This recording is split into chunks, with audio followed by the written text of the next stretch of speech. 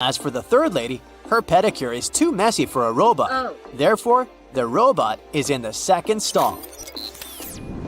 Bella asks Kim to take her picture. Kim takes a couple of shots. Can you find 3 differences between them?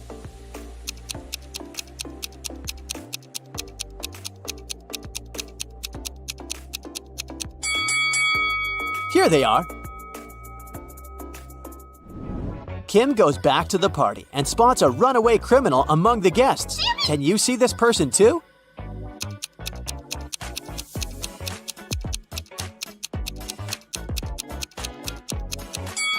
It's the show host. He's hiding a prison robe under his suit. At the party, Bella gets bitten by a vampire too. Oh, God. Kim takes her to the hospital. They meet 2 doctors in the lobby. One of them is an imposter. Can you guess who?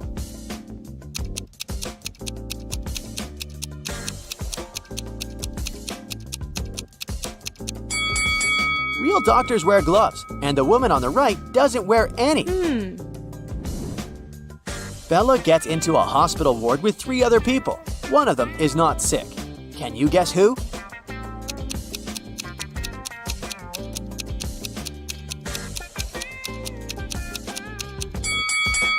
The woman on the left looks perfectly healthy. She has her lipstick on and a glamorous hairstyle.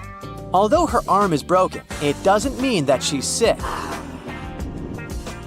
Kim comes home from a long day. She's very excited to treat herself with a bubble bath. She's been dreaming about it all day.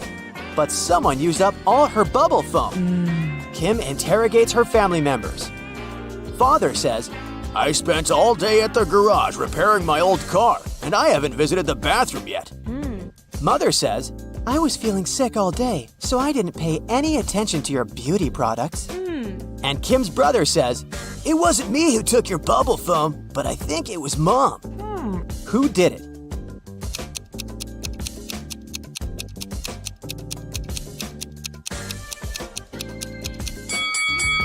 Take a closer look at Dad's beard. There's pieces of foam on it. Busted! The next night, Kim goes to a sleepover with her friends. One of them is a werewolf. Can you guess who?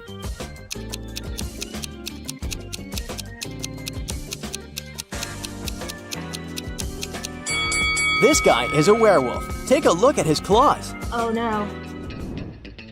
Kim puts some cash in a stash in her room and leaves for Granny's house. In a couple of days, Kim returns and realizes that someone had stolen her money. How did she guess?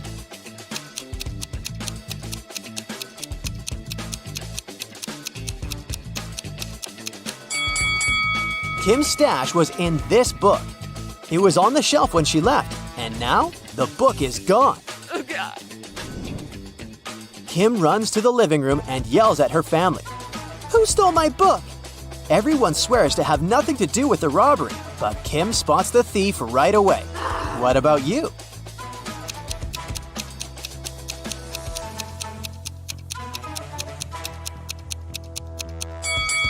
It's the brother. He used the book as a stand for his PlayStation. Kim is watching a TV program about risky sports. Oh. Can you help her guess which guy has a better chance of survival? Oh, God.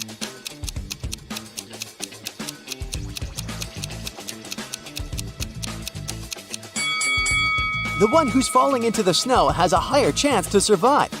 Hitting the water can be tough, and he still needs to get out of the ocean. Kim's dad wants to buy a boat. His agent arranges a meeting with 3 people. Each tells a brief story about their boats. Karen says, "My husband gave me this boat 5 years ago as a wedding gift. That's why it has my name. But now I want to sell it because we don't use it." Charles says, "I inherited this boat from my father. It works very well, but I don't need it because I'm moving abroad." And Liam says, "I built this boat on my own, but now I'm building a bigger one, so I'd like to sell it to get some cash." One of the sellers is lying. Can you spot who?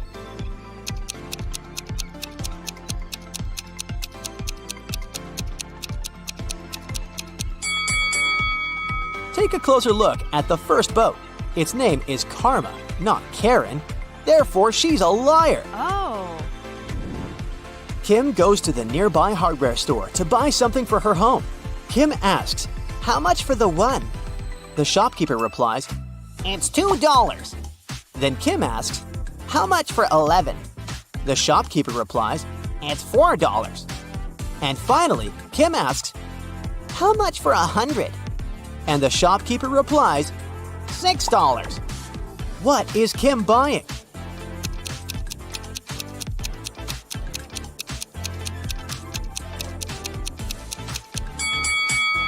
She's buying a house number. Each digit costs $2. Kim's cat, Fluffy, ran away. She's been looking for him in a forest all evening. Finally, she gets tired and heads home. But suddenly, she sees a witch's house on the way.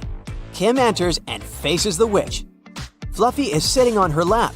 The witch says, "I'll release your cat if you crack my riddle. I have two besties who are identical twins. Emma was born in 2003 and Gemma in 2004. "How is it possible?"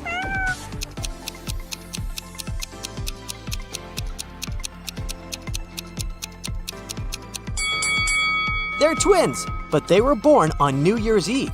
Emma was born right before midnight and Gemma right after midnight. Duh. The next day, Kim meets a handsome guy who likes puzzles. She asks his name, but instead of answering directly, the guy writes a date on a piece of paper. Can you help Kim figure out his name?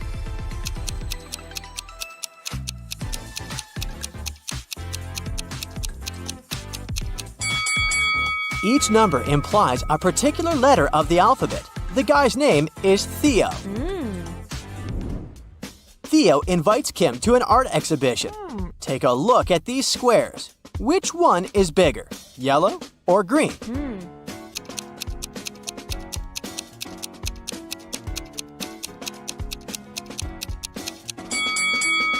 All these black and white squares usually confuse perception, but it becomes obvious that the green square is larger than the yellow one if we put them away. Kim asks Theo, "What month were you born?" He replies with 4 emojis. Can you guess the month?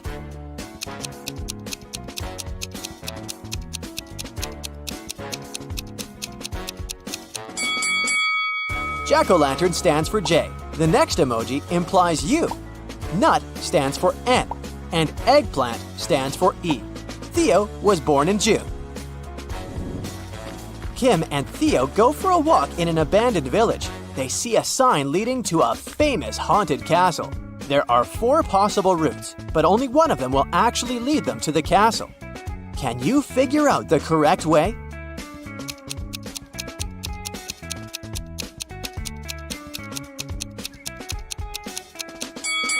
It's way easier to untangle this maze if you start drawing from the final destination. They should take Route B. Finally, Kim and Theo find the castle. They enter the property and see a fancy living room. There are 6 zombies hiding in the living room. Can you spot them?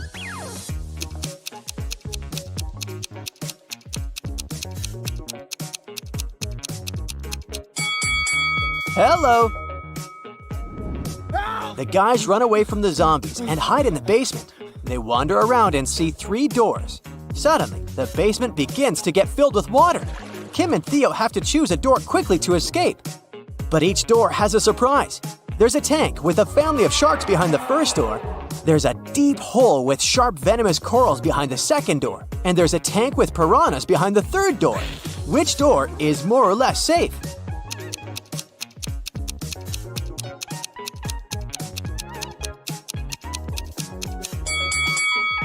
The second door. The basement is full of water, so they can swim over the corals. All right, you super sleuth. In this detective challenge, there are 3 levels. Each next riddle is trickier than the previous one. Aha! To get to the end and find out your results, you'll need to concentrate hard and use all your detective skills. Level 1. Anthony lives in the south of town, 20 minutes away from college. Mark's house is in the north and a bit closer, just 10 minutes away. Their lectures start at the same time, and the guys always meet in the park on the way to their classes. Who's usually further from the college building when it happens?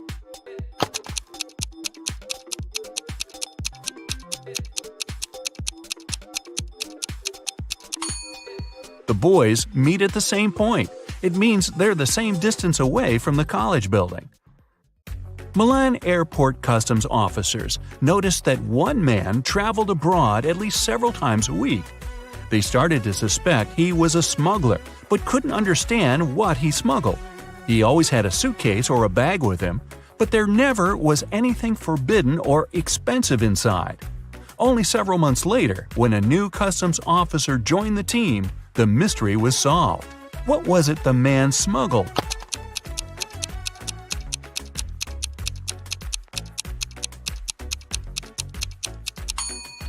He smuggled designer suitcases and bags. Detective Dan Carlos was following a criminal who had stolen his watch. This person, Dan didn't see whether it was a man or a woman, ran for a hospital building and disappeared inside. When the detective rushed through the doors, he saw two doctors examining their patients. One of them had to be the criminal he was looking for. But which one?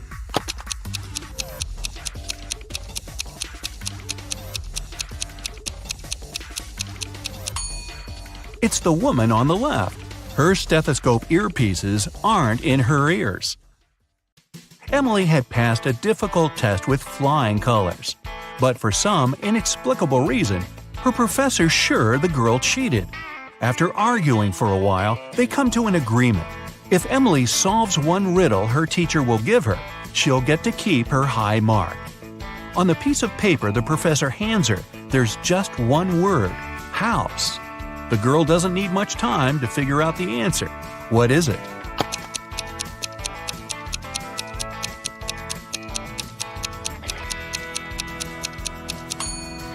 In this case, the color matters. The answer is greenhouse. Little Adam knew his older brother Philip got some money for his birthday. But however hard Adam tried, he couldn't find it. One day, when Philip was away, the boy sneaked into his brother's room. There was no money, but Adam found a map. The older boy had hidden the cash in the garden. Adam followed the instructions to a T. 10 steps to the left, 15 to the right, then 8 straight ahead. It must be here. The boy started to dig. He wasted 2 hours and still found nothing. Did Philip trick his little brother?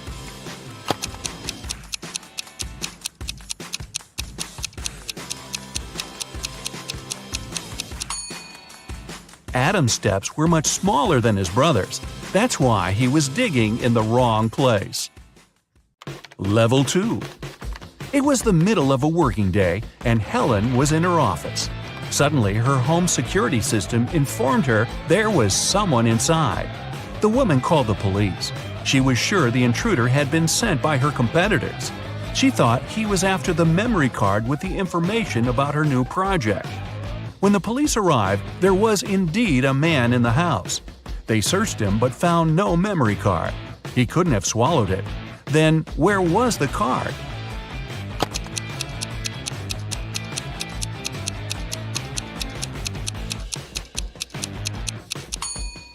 When the police got him, the man secretly slipped the memory card into one officer's pocket. After being searched, the criminal retrieved the card. The manager of a ski resort has gone missing. The police suspect 3 people that are staying at the hotel. Unfortunately, no one can find any of these people. They're probably on the slopes skiing.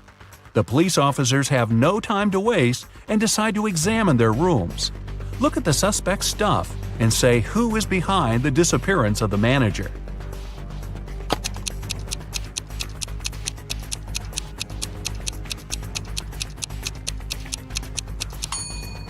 It's Joe. He's the only one who doesn't have warm clothes or winter sports gear and equipment.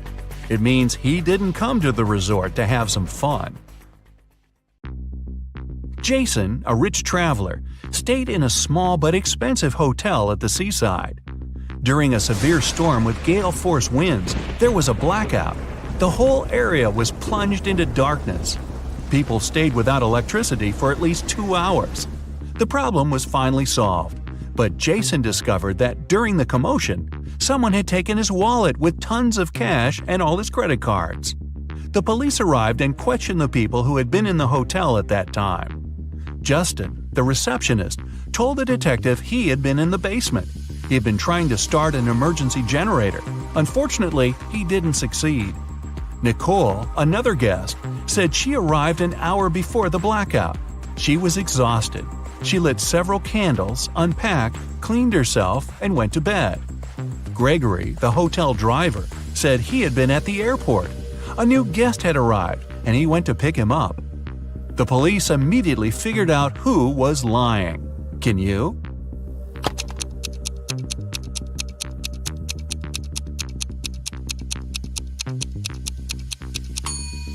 The blackout was caused by a bad storm, and planes don't fly in such windy weather. Then how could someone arrive by airplane? Gregory lied. In the 22nd century, robots live among people, and it's nothing out of the ordinary. But sometimes they resemble people so much it makes detective work way harder. Like this time. Eric Blank, an experienced police officer, has to figure out which of the three suspects is guilty of identity theft. He knows for sure the culprit is a robot. But who isn't human?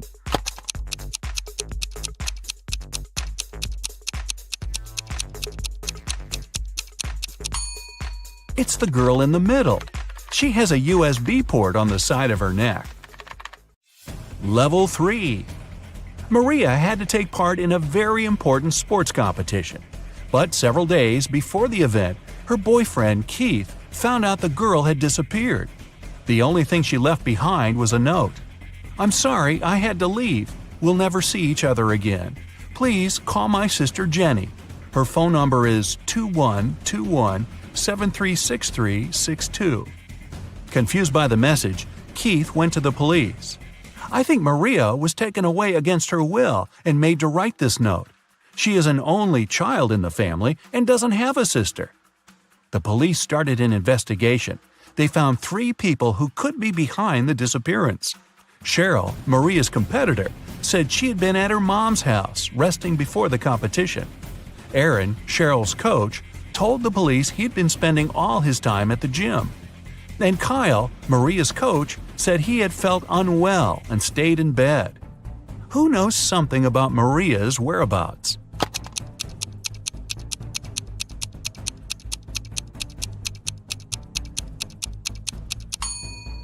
In her note, the girl didn't write a phone number. This way, she encoded the criminal's name, Aaron. Boy, who needs a coach like that? Janet had a dream. She wanted to become her professor's assistant. The man was a famous and talented scientist. The man knew she was a smart girl. But before offering her the position, he decided to put her to the test. The professor took her to a house with 2 rooms, completely isolated from each other. In one room, there were 3 switches. In the other room, there were 3 light bulbs. Janet had to stay in the room with the switches. She was allowed to go to the other room only once. She had to understand which switch was connected to each of the bulbs. The girl managed to solve this task. How did she do it?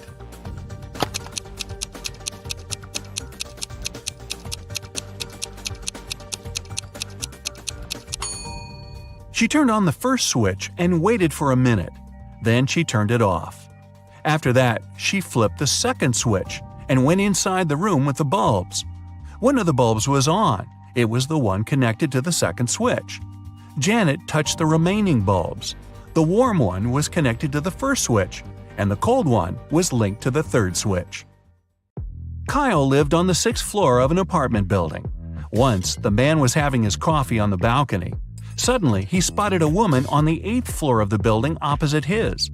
She opened the window and threw something with a great force. In no more than a minute, Kyle jumped to his feet and ran to call the ambulance. They arrived soon and rushed the woman to a hospital. What did she throw out of the window?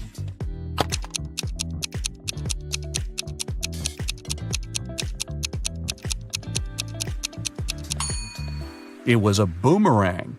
Hey, I didn't say all these people were smart. Do you feel like cracking another rebus puzzle, this time a more difficult one? Take a look at this. What does it mean?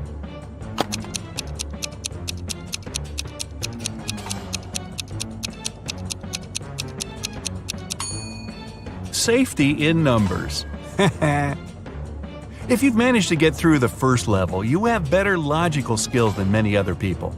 Watching more detective movies can make your observation skills sharper. If you've left behind 2 levels, congrats! You must have strong analytical thinking skills. Just pay a bit more attention to details. If you've passed all 3 levels, wow, way to go! Very few people can get to this point.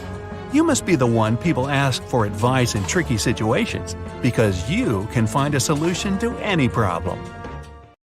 Carl, an heir to a giant fortune, was found unconscious during a wild party. His sister, Sarah, stumbled across him in the bathroom. The guy was lying on the floor, barely alive. Sarah immediately called the ambulance and police. Carl was taken to a hospital. Doctors saved his life, but the guy was still unconscious. He couldn't talk. When the police questioned Sarah, she told them that her brother had felt unwell. He went to the bathroom to freshen up. After some time, she heard some noise and went to check on him. Carl must have slipped and hit his head on the sink. After the police officers heard this story, the sister got arrested right away. Why?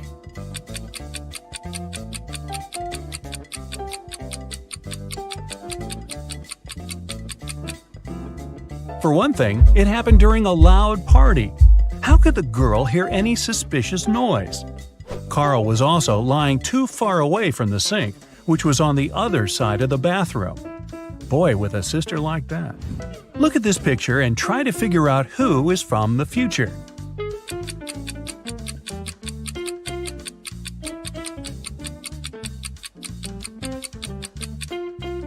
Well, I'm pretty sure there were no flashlights in the Stone Age.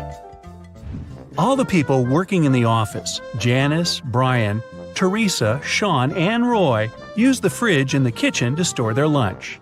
On Friday, Janice opened the fridge to get her bacon and cheese sandwich she brought from home.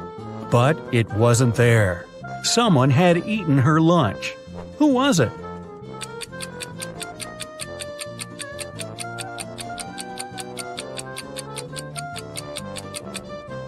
Well, it couldn't be Brian. There's a wet umbrella near his desk. He has just come in. Teresa is a vegan. She eats neither cheese nor bacon. Roy is on a diet, and such a sandwich is by no means light food. This means Sean was the one who stole Janice's sandwich. You bad boy. When Joe came to work, he saw his safe was open. All the money and important documents were gone. He immediately called his friend, Detective Callum. When the man arrived, Joe told him, "I think it was one of my employees. They must have borrowed my key and opened the safe." Callum questioned the 3 people who worked for Joe. Wayne said, "I don't even know what the safe looks like. And of course, I don't know which key opens it." Austin said, "I'm Joe's assistant. I do have the second key to the safe, but I was on holiday and just returned." And Julia just said, "I can't prove it, but I didn't do it." Who's lying?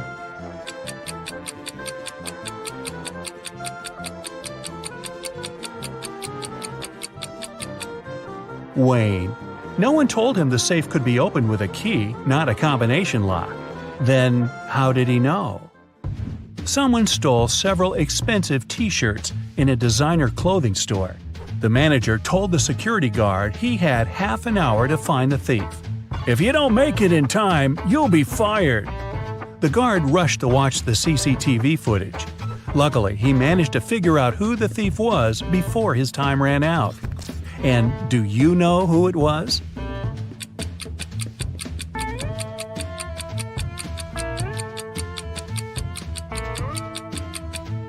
It's the man in the dark blue sweater. His belly miraculously became larger after he spent some time in the store. He must be hiding the t-shirts under his sweater. Look at this picture and try to understand what's wrong here.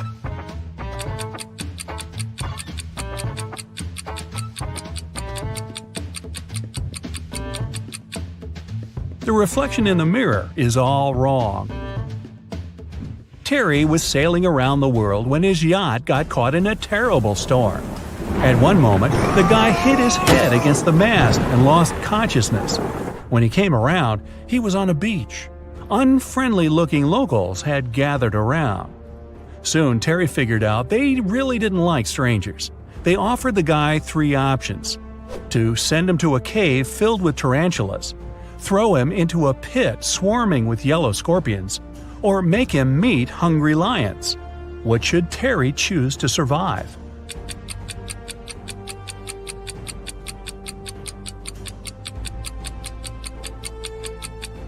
He should opt for tarantulas. These creatures look terrifying, but they are mostly harmless to humans. Mostly. Captain Jack was a feared pirate who had robbed thousands of ships. He did it with the help of just one small trick. It allowed him to approach any ship from any country close enough to board it. What was this trick?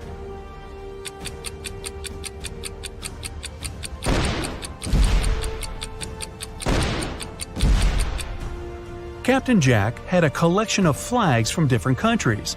Instead of using Jolly Roger, the fearsome black flag, he raised the flag of the country the ship was from. It got him immediate access.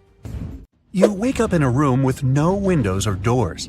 The ceiling is extremely high, and the only way out is a closed hatch at the very top. Suddenly, the room starts filling with water. You've checked everywhere. There's no way to turn it off. You know that help is on the way, but they won't be here for at least 5 minutes. You're pretty sure the entire room will be flooded in 2. You definitely can't hold your breath for that long. You look around and find 3 objects: a straw, some rope, and a bucket. Only one of them can actually save you in this situation. Which one should you choose, and how's it going to help?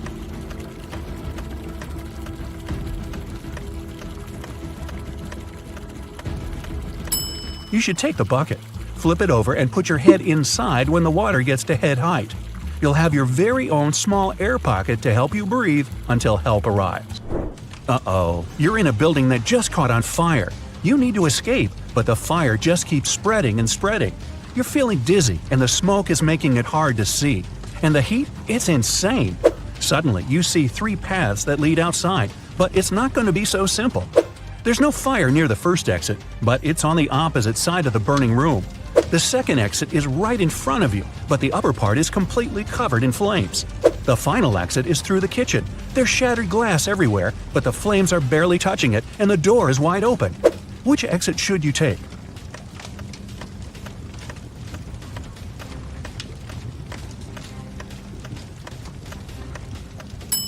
Even though the first exit isn't on fire, an indoor blaze is totally unpredictable.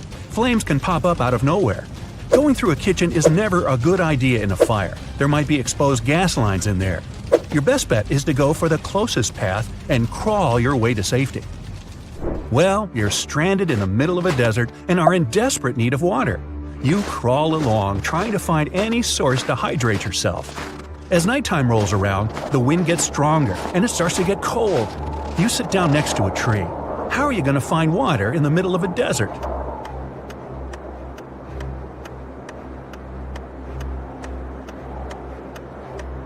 Grab 2 of the largest tree branches you can find, and then rip your outer shirt and stretch it out over them, kind of like a sail.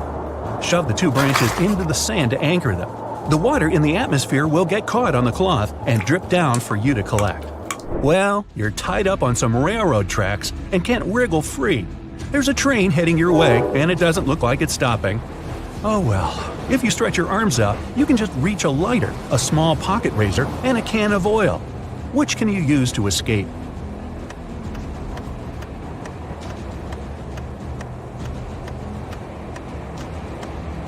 Pour the oil on the ropes holding you down. It'll act as a lubricant, and you'll be able to wriggle free. Taylor finished another awesome ice fishing session. He packed up his gear and walked back home with his dinner. Halfway back to the car, he realized he was being followed by a hungry cougar. It started chasing him. Taylor was so close to his car, but the cougar was gaining on him. What should he do?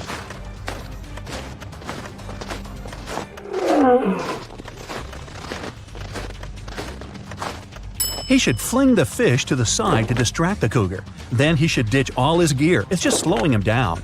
That way, he's got a chance of making it to the car before he turns into Cougar Chow. Well, you find yourself in a pitch-black room. The room is huge and there are many hallways and corridors leading to unknown places. You need to find your way out before the room starts heating up like an oven. You only have 2 minutes. You can feel some pipes on the wall but nothing else. How can you save yourself?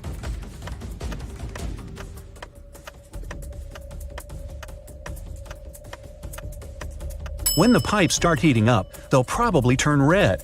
It'll already be super hot by then, but you'll have just enough time to figure out the layout of the room and find a way to escape. Angela decided to go for a nice walk in the forest. About an hour in, she tripped and spilled all her water. No problem. Right in front of her was a tiny lake, and close by a small stream and a cactus. Which one should you use to get herself a refreshing drink of water?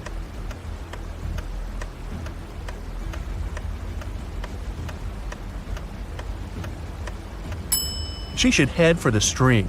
That lake isn't moving. That means it probably has bacteria living in it. And a single cactus won't have enough water to quench your thirst. Even though the stream is pretty small, moving water is almost always the safest option. What are those things? Oh, paw prints. Those are bear tracks heading to the forest, a wolf print coming out of the forest, and some elk prints heading toward a lake. Well, what's the best place to go if you're not into the whole being eaten thing? Think fast.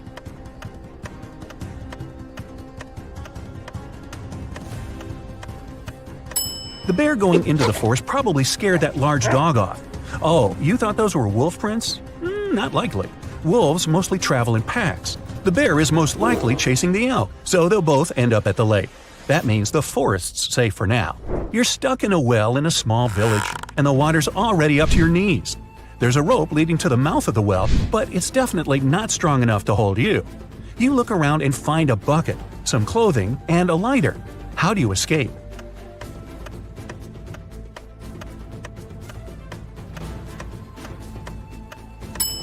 Shove the clothes in the bucket, tie the bucket to the rope, and light the clothes on fire. Then quickly hoist the bucket up. Chances are, in such a small village, someone will see the smoke and run over to help you. Kate finished her morning hike and decided it was time to go home. She saw a vintage Jeep parked by the hiking path. While she was admiring it, a huge grizzly appeared in front of her. The bear didn't seem that interested in her, for now, but that could change any second. There was a large screwdriver on the floor by the Jeep. What can she do to make sure the bear won't be interested in her?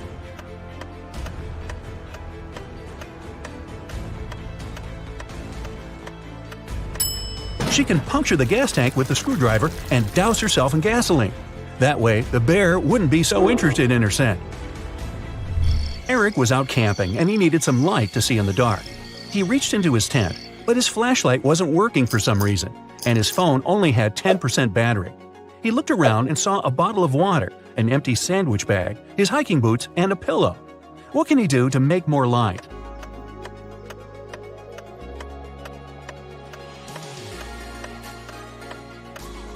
He can take his phone and put it right next to the water bottle. The water inside the bottle will diffuse the light, making it much brighter. Adrian and Jack went rock climbing all day, then realized it was time to head home. After a long walk through the woods trying to get to their car, they realized they were totally lost. They'd never been in these woods before. They didn't have a clue what to do. What's worse, Jack collapsed from exhaustion and couldn't take another step. Adrian tried to lift him up, but Jack was too heavy. Night was approaching. He tried to call for help, but neither phone had any signal. His only choice was to venture out and seek help. He checked both gear bags and found a small pick hammer, some ropes, some sturdy locks, and a harness. What should he do?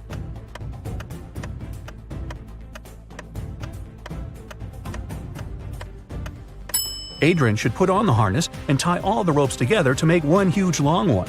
Then he should tie one end to Jack and one end to his harness. That way, if he got lost in the woods, he'd be able to find his way back to Jack. That's one long rope.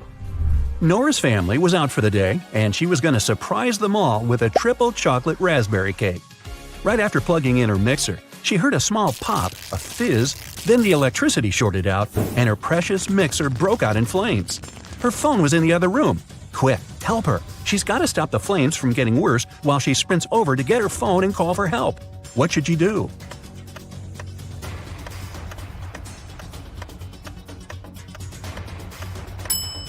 She could take some flour and dump it all over the mixer. It'll tame the fire and buy her enough time to call for help. Roy went out for a small walk in the forest right behind his house. He was having a great time, chucking stones at trees and thump. He launched the stone right into a beehive. A swarm of bees flew out and started chasing him. His house was pretty far away by this point, and there were tons of bushes and shrubs in his way. There was a huge open field in front of him with a deep lake in the middle. Where should he go to escape the angry bees?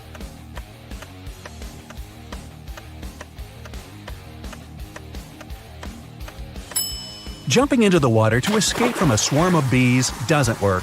They'll just wait right above you and sting you when you resurface to breathe. The trick is to run as far away as you can, head for the house, and shut the door, Roy.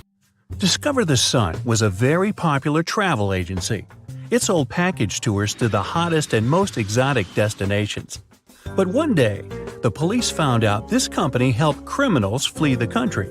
They also learned the exact date when it would happen the next time. On that day, several police officers arrived at the airport. They stopped a group of tourists who were flying to a Caribbean island. But the detectives didn't know the criminal's identity. That's why they had to search the baggage of all the customers.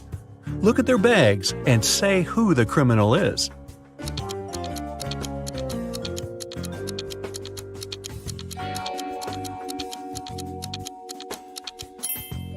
It's the young woman on the left. If she's going on a package tour to a hot place, why does she need a winter jacket? Eric is trapped in a room. It's slowly filling with water that's coming from a tap in the wall. There are no windows in the room, and the door is blocked. Eric has a mop and a big bucket. What can he do to survive?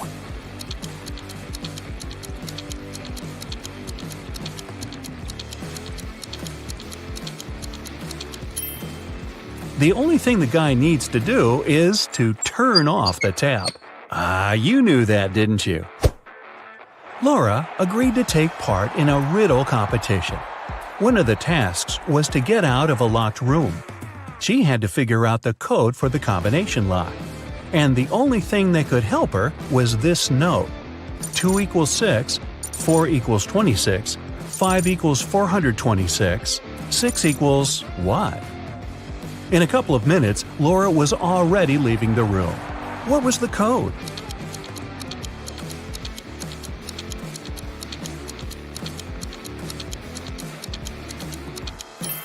The code was just one number, 6. 6 equals 2 because 2 equals 6. Megan invited her friends to her favorite restaurant to celebrate her birthday. They were having a lot of fun. Megan got the best birthday present ever. Her friends gave her a diamond ring. Suddenly, the room plunged into darkness. After several minutes of total confusion, the lights came back on. But Megan's ring was gone. Look at the picture thoroughly and try to figure out who stole it.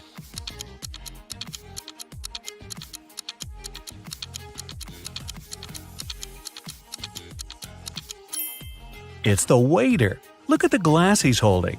He put the ring inside. Now there's much more water in it. Jacob's girlfriend Nicole loved riddles. One day she was on a business trip to France. She called Jacob and told him it was her relative's birthday. "Could you go and congratulate them, please?" When the guy asked her which relative he had to visit, Nicole answered, "It's the daughter of the only son of my grandfather." Who is this mysterious relative Jacob is asked to congratulate?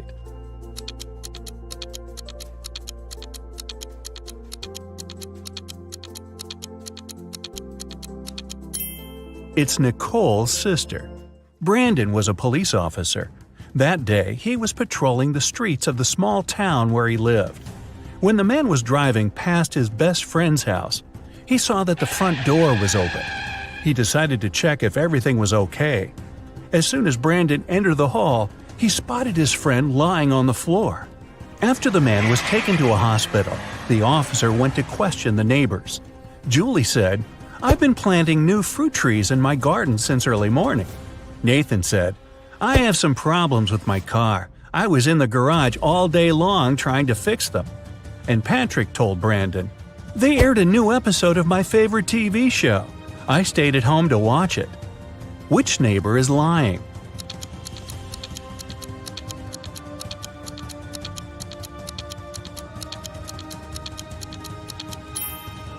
Nathan.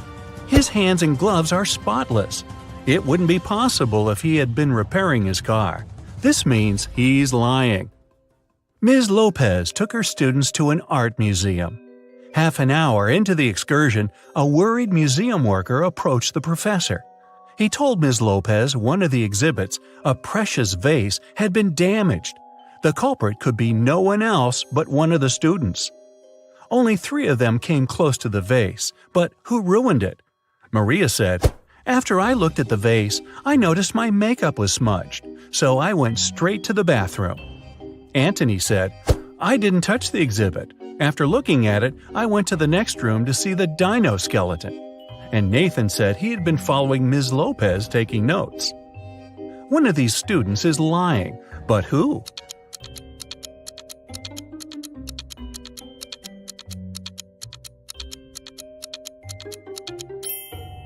Anthony. There are no dinosaur bones in the art museum. Someone broke into Samantha's house through the window and stole some valuable things. When the police came, she told them she suspected her younger brother Sam. The police officers went to question the guy, but he denied everything. "I was playing basketball several days ago and broke my arm. It's in a cast now. I wouldn't be able to get into the house." The police officers left, but the next day, one of them saw Sam in a cafe. The guy was still wearing the cast, but the officer immediately arrested him. Why?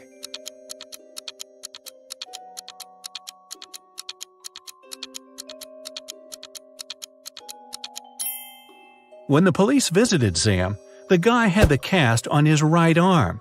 Now, it was on his left arm. Look at these 2 families having dinner. One is munching on pizzas with different yummy toppings. The other is having steaks and vegetables. Can you figure out which family is poorer?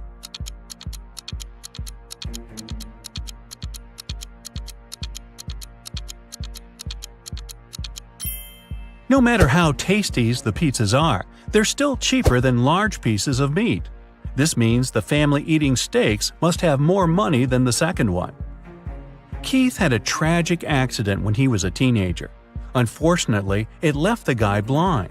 He was dreaming of being able to see again for years. One day, Keith was lucky to find a doctor who told him a special surgery could solve his problem. Keith agreed right away. The surgery went well, and the guy took a train to go home. His girlfriend accompanied him.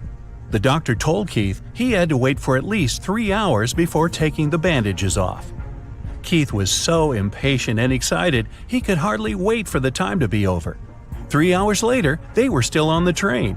And even though his girlfriend was against this idea, the guy wouldn't listen. He slowly pulled off the bandages, and then he screamed and lost consciousness. Why?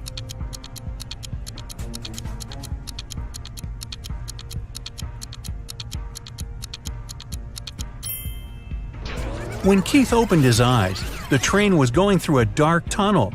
The poor guy thought he was still blind and fainted.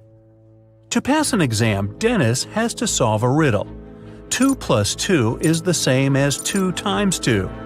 Find a set of 3 whole numbers whose sum will be the same as their total when multiplied. Dennis gave the right answer almost immediately.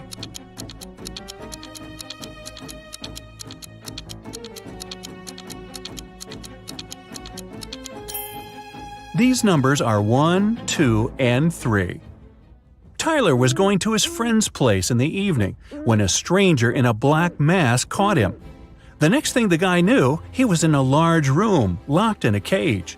There were 3 levers in the wall next to the cage. If he pulled the first lever, he would let hungry lions into the cage. The second lever would fill the cage with water, and the third lever would activate a special mechanism. It would make the top of the cage move down towards the bottom, crushing everyone and everything inside. Which lever should Tyler pull to survive?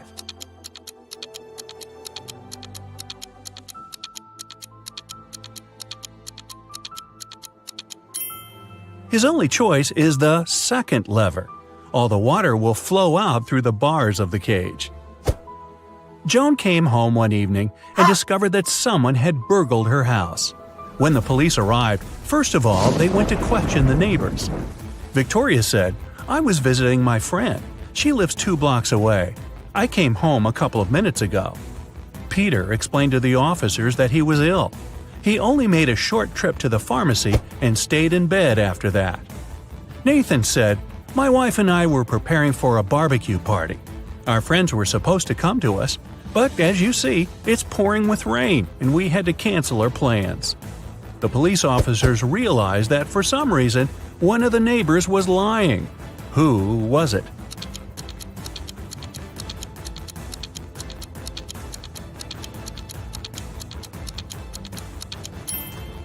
Victoria. It was raining, and she said she had just come home, but her hair, clothes, and the umbrella, which was standing near the door, were absolutely dry. Matthew has only black and white socks, but he keeps them all mixed. One evening, the guy's in a hurry. He's getting ready for a romantic dinner with his girlfriend. Suddenly, the power goes out. Now it's completely dark in the room. The guy has 10 white and 10 black socks in the drawer. He can't see anything. How many socks must he pull out of the drawer to get 2 matching ones?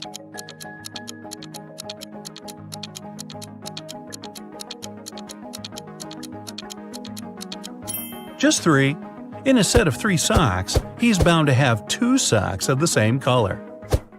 Look at the picture carefully and try to figure out which person is left-handed.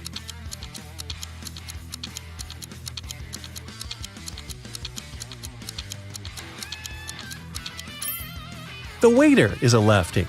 It's easier for a left-handed person to hold the tray in the right hand and deal with the food and drinks with the left or dominant one. A farmer only has goats, sheep, and horses on his farm. At the moment, they're all horses, but 5, all goats, but 4, and all sheep, but 3. So, how many of each animal does the farmer have?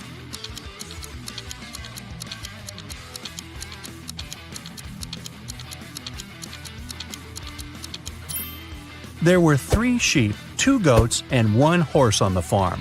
Altogether, there were 6 animals. Meh. Kira is a very independent young lady. 2 years ago, she moved into a 1-story house in Alaska. Since then, she's been living there with her dog. Her house is made of sandstone, and it's pretty cozy and warm. Can you guess the color of the stairs inside?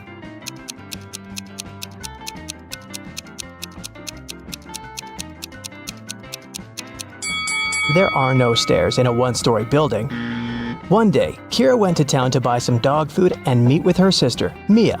They went for a walk and stopped in front of these 2 houses. In each house, a family with 2 pets with dogs or cats lived there.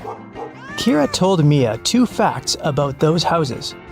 On the left, the family has a dog that likes dry food, but the other pet loves canned food. And the family in the house on the right has a 7-year-old dog and a newborn pet. Mia asked Kira, "Do both families have a cat?" Kira replied, "I'm not sure, but if you manage to guess the house with the cat, I'll give you $100. Can you guess which family is more likely to have a cat?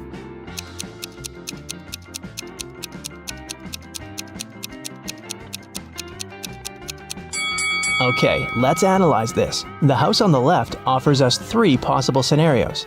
A younger cat and an older dog, a younger dog and an older cat, or just 2 dogs. We can't consider a cat-cat option because Mia mentioned that there was at least 1 dog in that house. Now, all these 3 options are equally possible, and 2 of them include cats, so the chances of a cat living in that house are 2 out of 3. As for the house on the right, there are 2 possible scenarios. Since we already know that the older pet is a dog, here's the first possibility. The younger pet is a cat, and the older animal is a dog. And the second possibility suggests that there are just 2 dogs. So, here, the chances are 1 in 2. That's why Kira should choose the house on the left. This way, her chances of winning are higher. Mia invited Kira to visit her workplace. Hello. She's a manager in a luxury resort hotel. The building has 7 floors. 5 people are now staying in the rooms on the first floor, and on each next floor, there are 3 people more than on the previous floor.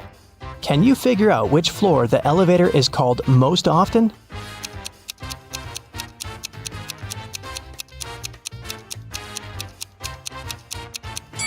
To the first floor. Any person living not on the first floor has to call the elevator to get to their room.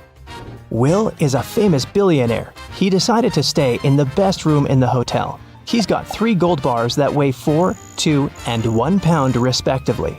The charge for the room is 1 pound of gold per day, and the hotel staff don't accept any advance payments.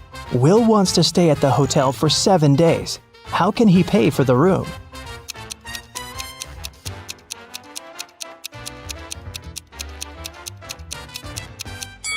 Here's the scheme. On the first day, Will should give them his 1 pound bar. On the second day, he should give the 2 pound bar and take his 1 pound gold bar back. On the third day, Will should pay with the 1 pound bar again. And on the fourth day, the guy should give the 4 pound bar and take both the 1 and 2 pound gold bars back.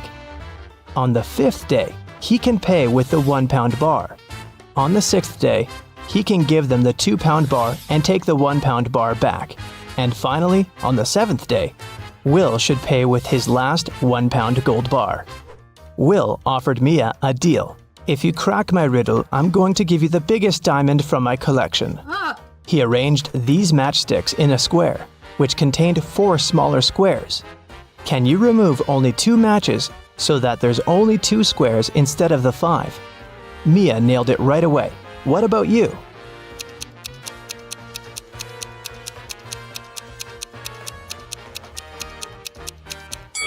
Here's the solution. You have to remove these matchsticks, and voila! You have only 2 squares left. Then Will offered Kira an opportunity to win a fortune. There are 100 precious red stones and 100 simple white stones in his collection. The billionaire gave the girl 2 different bags labeled heads and tails. She can put the stones wherever she likes. Then, Kira has to flip a coin and choose a stone from the corresponding bag, heads or tails. If it's a red one, she will receive all the precious stones, but if she picks a white stone, she'll get nothing. How should Kira distribute the stones to increase her chances of winning?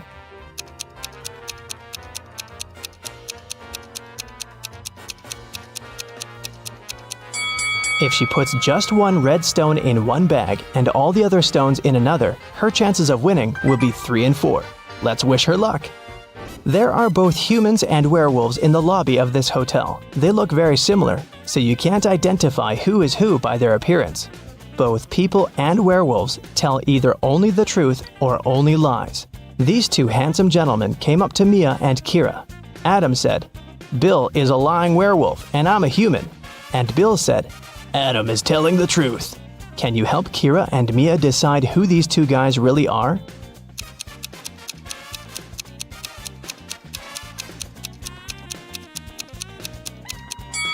We know that they cannot tell half-truths.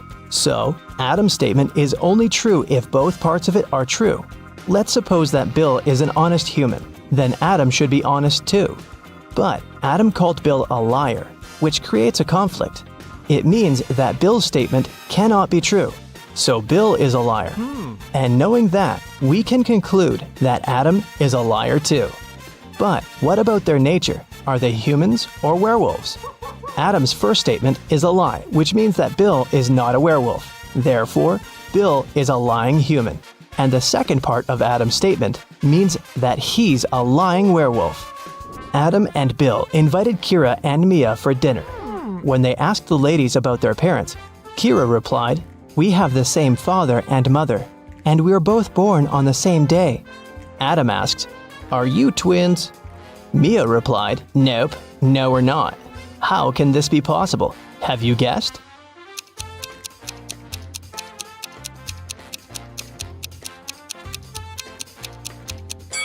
Kira and Mia are not twins. They're 2 of a set of triplets. They have a third sister, Sophie. Hi. Kira and Mia went to the swimming pool. They saw 10 swimmers chilling on sunbeds near the pool. 2 of them decided to jump into the water. How many swimmers remain near the pool at that moment?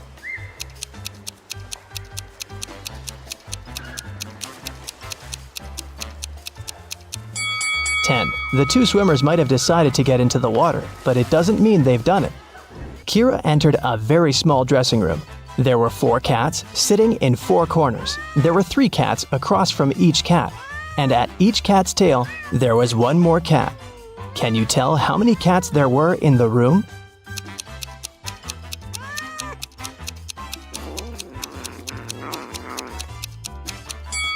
The room was very small. Each cat was sitting near the tail of the cat from the neighboring corner. In the ladies' room, Mia met this weird woman standing in front of the mirror and applying some lipstick on her forehead. Can you guess what's going on?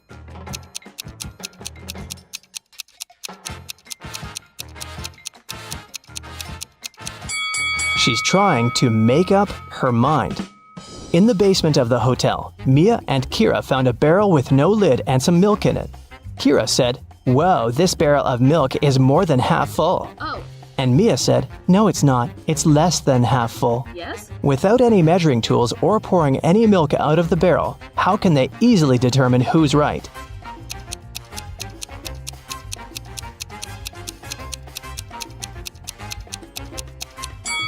They should tilt the barrel until the milk touches its lip. If the bottom of the barrel is visible, it's less than half full. And if the bottom is still completely covered with the milk, then it's more than half full. A large group of students came to a scientific conference held at the hotel. 280 students study chemistry, 254 students study physics, and 280 students study biology. At the same time, 97 students study both chemistry and physics, and 138 students study both physics and biology, and 152 students study chemistry and biology. Also, there are 73 students who study all 3 subjects. Can you figure out the total number of students at the conference?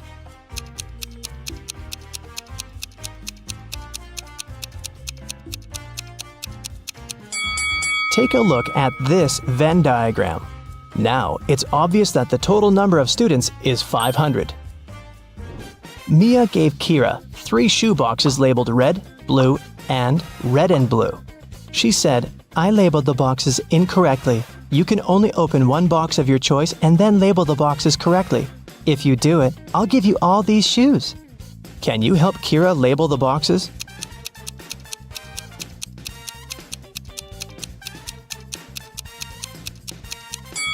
Kira should opt for the box labeled red and blue. Since the boxes are labeled incorrectly, this box will contain either red shoes or blue shoes. Let's suppose that Kira found red shoes inside the box. Now she can remove the red label from the wrong box and put it on the correct one. Meanwhile, the box labeled blue cannot have blue shoes inside. Neither can it contain red shoes. It means the blue box must contain both red and blue shoes. Now, Kira has only 1 remaining box that she can label as blue, and if inside the red-blue box there's a pair of blue shoes, Kira can use the same logic to label the remaining shoes. Take a look at the table. How many matches can you see?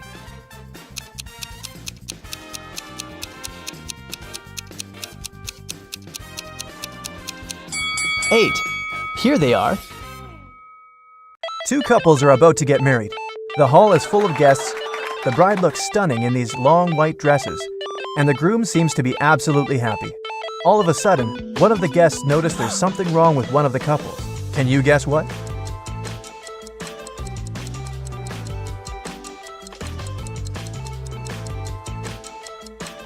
Mary and Alex have no reflections at all. Look at this decorated mirror behind them. They must be vampires. I wonder how Mary did her makeup. Samantha and Julie wanted to have a peaceful Sunday afternoon. They decided to have a hot air balloon ride and headed to the park. The instructor offered them to choose which one they wanted to ride, a blue one, a green one, or a yellow one. Samantha loves the blue one. No surprise, look at her clothes. And Julie wants to go for the green one. Which girl isn't very attentive?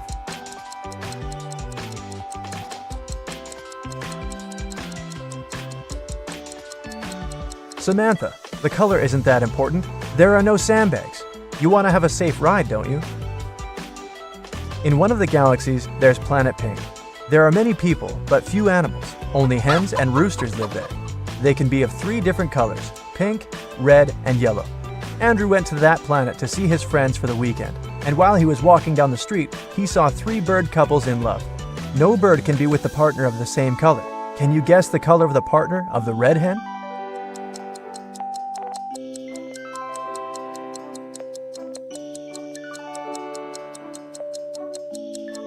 It's the yellow rooster. The red hen can't go out with the red one, and the pink rooster, as you see, is madly in love with the yellow hen. Emily's aunt has bought a bottle of perfume for her niece's birthday. Sadly, she couldn't keep it because Helga, her sister, is terribly allergic to perfumes. Emily brought it back to her aunt, who bought it for $65. The old lady sold it to someone for $80. Then, suddenly, she remembered she had another niece, so she got it back for $70. Sally, the forgotten niece, turned out to be allergic too, so the auntie had to sell it again for $60. Did she make any profit?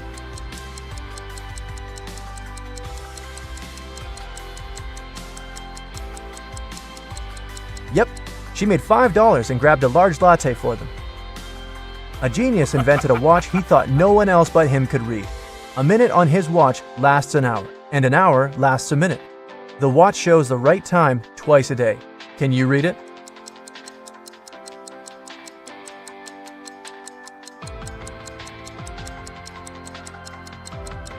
It's 5:30, just like it is. The genius changed the hand, placing the hour hand instead of the minute hand, and vice versa. Well, that doesn't seem that genius. Somebody was stealing important documents from the office. The guards didn't see anyone, neither did the secretary. The boss decides to install the security cameras to find out who was doing it.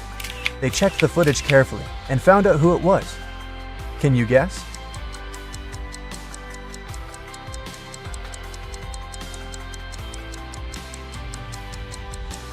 It's the man in the white shirt. When he went out of the office, he had 2 folders in his hand. At the beginning of the day, he had only one. Jamie wanted to know if his wife cheated on him. He wasn't sure if she actually went on that business trip in Australia. He asked her to send a selfie, which she did. When he saw the photo, he knew exactly that his wife was lying to him. How did he guess?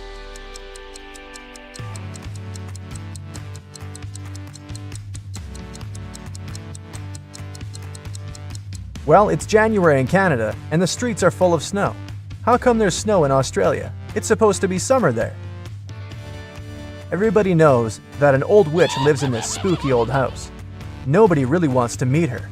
Mary is in this house right now, but she seems to be alone. How come?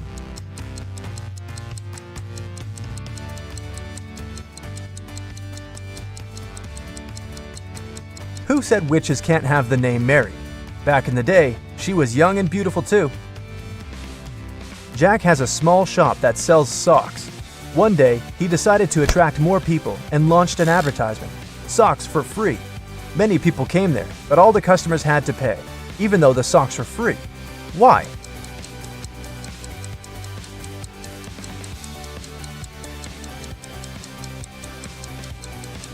Jack would only give the left sock to his customers. They looked nice, and people wanted to buy it. Who needs only one sock after all? A man was driving his car all the way from New York to LA. At the end of the trip, he discovered that one of his car's tires had been punctured from the very beginning.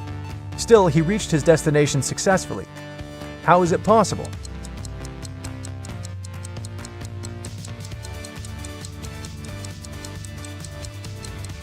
The punctured tire was a spare one. You're trapped in a room that's slowly getting filled with water coming from a faucet in the wall. There's no windows in the room and the door is sealed shut. You have a mop and a big bucket. So how are you going to get yourself out of this one?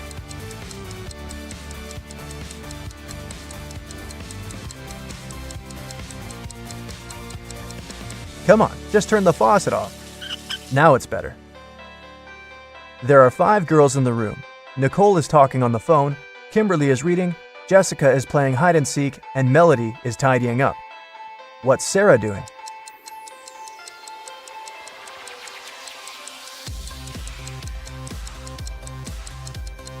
Sarah is playing hide and seek with Jessica. 5, 6, 7. 5, 6. Which number is missing? A small hint. It's not 7. You have 7 seconds to do the math.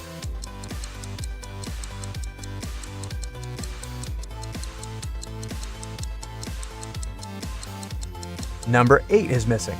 The subsequent number of 567 is 568. Sally works as a barista.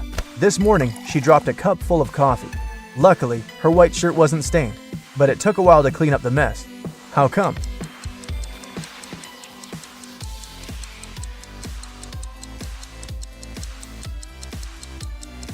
There were coffee beans in the cup. They ended up right under the counter.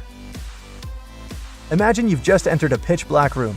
There's an oil lamp, a newspaper, and some kindling wood inside the room. You only have one match. You have to make a tough choice. What to light first?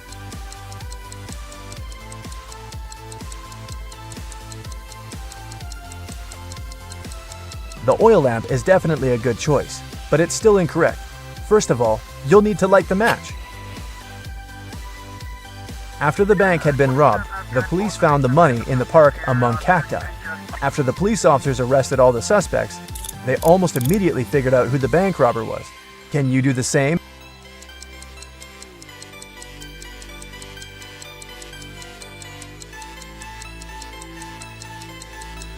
This guy on the left has scratches left by cacti all over his body. There are 6 glasses in a row on the table. The first 3 are filled with orange juice, and the other 3 are empty. Your task is to make full and empty glasses alternate by moving just one glass. How can you do it?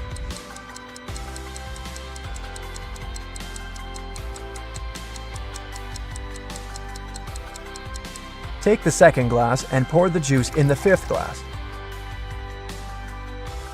Dennis was at home watching TV. All of a sudden, his wife's super expensive vase fell and broke in their bedroom. He ran into the room in time to see a stranger jump out the window and run away. Dennis tried to chase him, but his glasses fogged up because of the cold. That's why he couldn't identify who it was. When the police arrived, they listened to his story and immediately knew he was lying. The man made the story up to not tell his wife he'd broken the vase. How did they know this?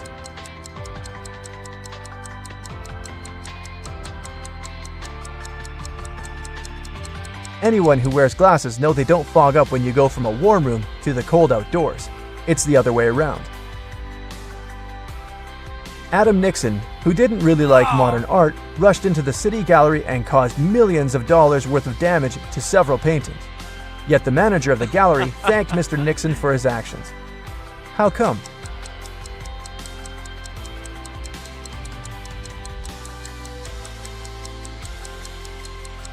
Adam was a firefighter. The water from his hose damaged several masterpieces, but he still managed to extinguish the fire and saved many more exhibits.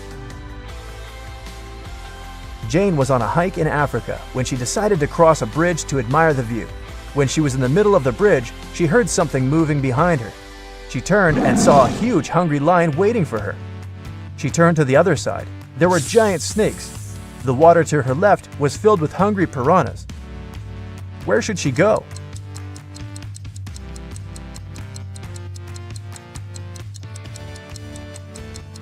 She should jump into the lake. Piranhas don't live in lakes, especially in Africa. They live in South America. Look closer. These are just some harmless fish. 2 fathers and 2 sons found 3 oranges. When they shared them, everyone got a whole orange. How come?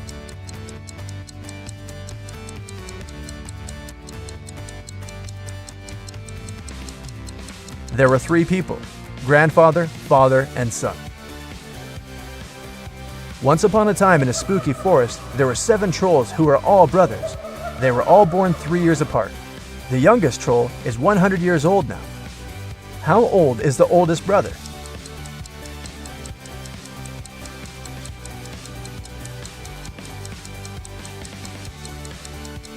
He's 118.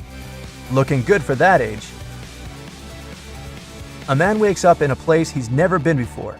He rushes to the exit and sees 2 doors. When he opens the first door, he sees that the hall is made of magnifying glass. The scorching hot sun fries anyone who enters in no time. Behind the second door, a huge dragon breathing with fire is sleeping. But anyone who enters this hall risks waking it up immediately. How did he escape safely?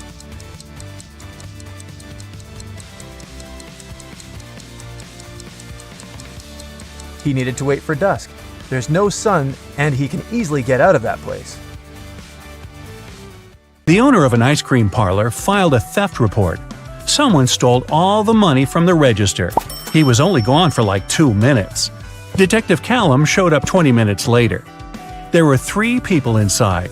Ainsley said she had been talking on the phone with her friend. She hadn't seen anything. Red said he just arrived a couple of minutes ago. Joshua said he wasn't really paying attention. He didn't notice anything. So, can you figure out who's lying? Who stole the money?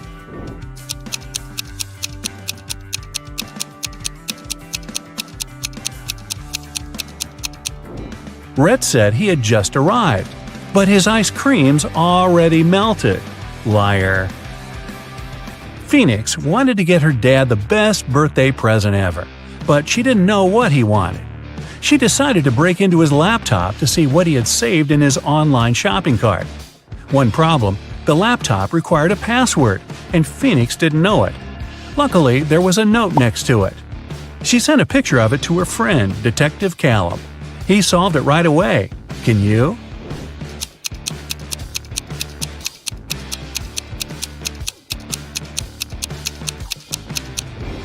The note doesn't make sense because it's upside down. Flip it over and you'll see a sequence of numbers 88, 89, 90, 91. The numbers before it are 86 and 87. So the password is 8687. Detective Callum traveled to a small neighboring city where young women were being kidnapped every day. 4 had already gone missing. They all lived on the same street. Their names were Ava, Bella, Celeste, and Daphne. There were only 3 women left on the street: Ava, Riley, and Georgia. Callum had to act fast. Who would be the next target?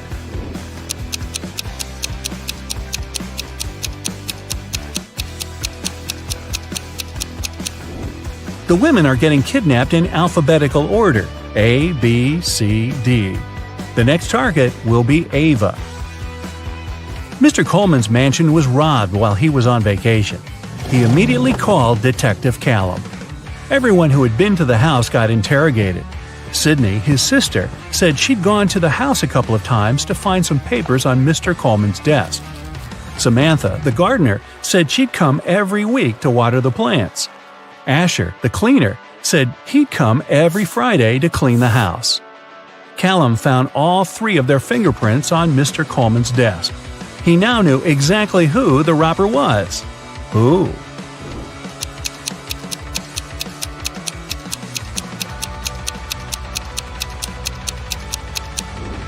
It was Samantha, the gardener.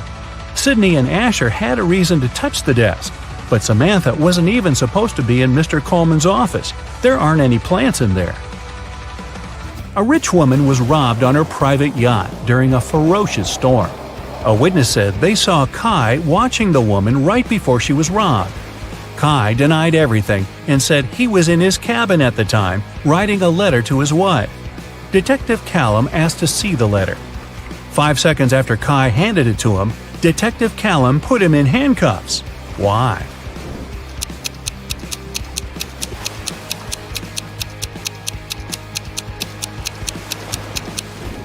Kai said he wrote the letter during the storm. There's no way his writing could be this neat when the entire yacht was swaying around like crazy. Logan, a young businessman, was poisoned in his house. Detective Callum was on the scene. Pretty soon he had 3 suspects. Logan's girlfriend, Michaela. She said she hadn't seen him that day because she was busy at work. Next, there was his business partner, Rob. Rob said they'd had an argument and they both got pretty angry, but he hadn't poisoned Logan. The last suspect was Blair, the driver. She said she wouldn't know how to poison someone even if she wanted to. Who should Detective Callum arrest?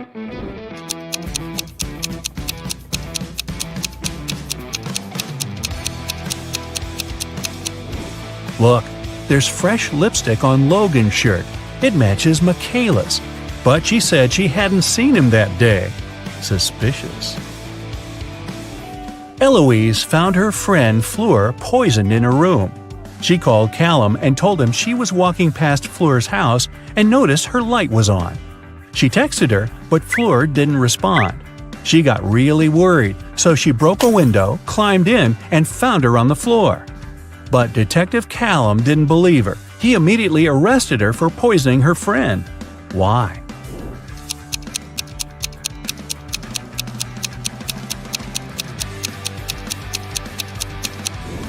Eloise said she broke a window to get in. If that was true, the broken glass should be inside the room, but it wasn't.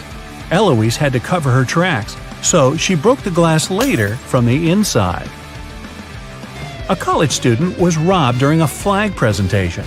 Detective Callum arrived to investigate the case and interrogated several suspects. Kennedy said that she was in the bathroom at the time. Gavin said he'd noticed that the Japanese flag was hanging upside down, so he'd gone over to fix it. Eleanor said that the student who was robbed was her best friend. She would never do that. Who's guilty?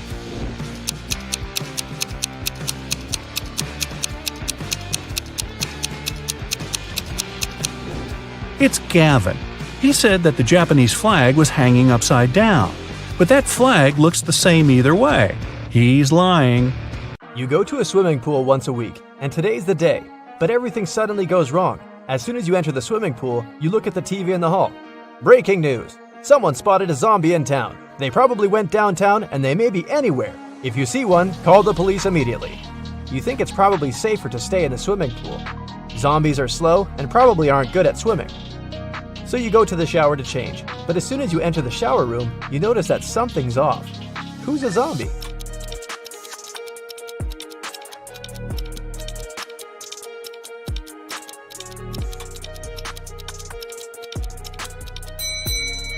The two girls seem completely fine, but there's a bandage on the man's leg.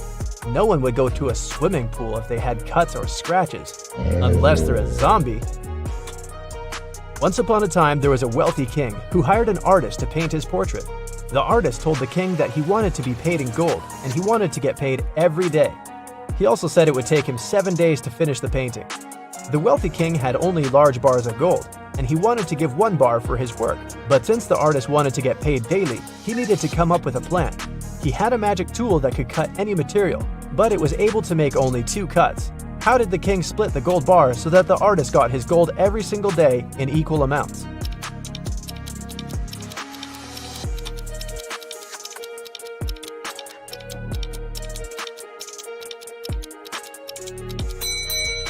The king was really smart, so he cut the bars this way: 1/7, 2/7, and 4/7. The first day, he gave the artist 1/7 of the gold bar. The second day, he gave him 2/7, but took 1/7 back as change. The third day, he gave 1/7 back. The fourth day, he gave 4/7, but took the other 2 pieces back as change.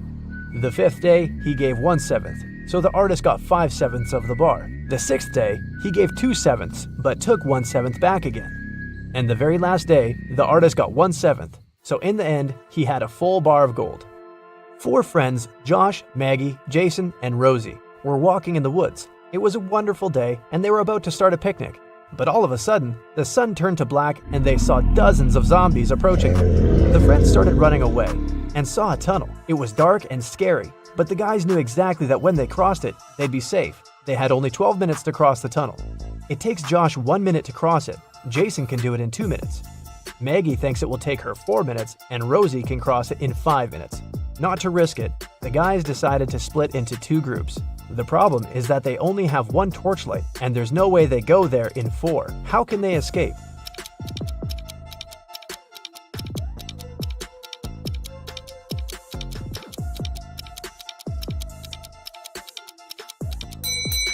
First, Josh and Jason should cross it with a torchlight while the girls are waiting on the other side. It takes 2 minutes, plus 1 minute for Josh to go back. They still have 9 minutes. Josh hands the torchlight to the girls, and they cross the tunnel in 5 minutes. 4 minutes left. When the girls are on the other side, they give the torchlight to Jason, who comes back to take Josh in 2 minutes, and they run back together in another 2 minutes. The airport security had an emergency alert. There's a man with fake documents trying to fly away from New York. They had 3 suspects who look almost the same. Which passport is fake?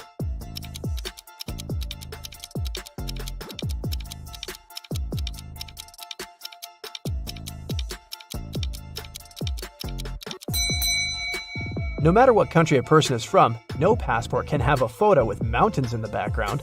All backgrounds should be solid. John's passport has a suspicious photo in it. His documents are fake. Mason is a lifeguard. One day, a girl came up to him asking for help.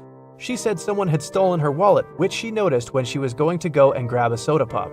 Mason checked the towel where the girl left her stuff, but the only thing he noticed were her own footprints. Is this girl lying to Mason?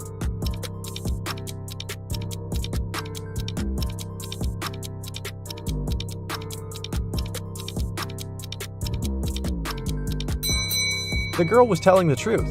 Mason had an eagle eye, and he saw a guy with a fishing rod. He must have stolen the girl's wallet. No one wants to go fish in the public beach. Robbers stole a few precious gems the other day. The police were alerted immediately, but they didn't know where to look for the thieves. Suddenly, they got an anonymous email. Check all the bottles in the cars leaving the town. Best regards, Mr. X. At the end of the day, the officers stopped a car loaded with boxes and bottled water.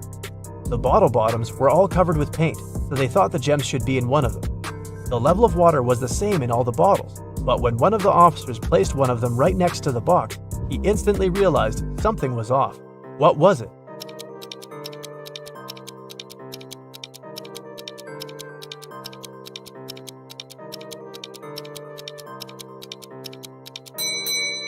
The bottle standing next to the box is much lower than those still inside.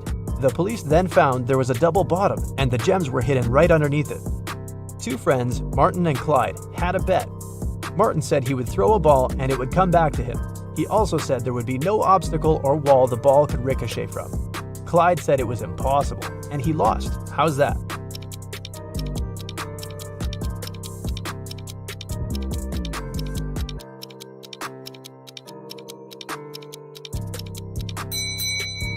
Martin threw the ball straight up. It obviously came back to him. No magic, just physics. Emily grabbed a really nice muffin at the cafeteria and put it on the office desk. She wanted to save it for later, but when she came back from the meeting, she saw someone had eaten her muffin. There were only 3 people who could do that, and only one person is telling the truth. Grace said it was Alicia. Alicia said she didn't eat anything. Tina says she didn't eat anything either. Who ate the muffin?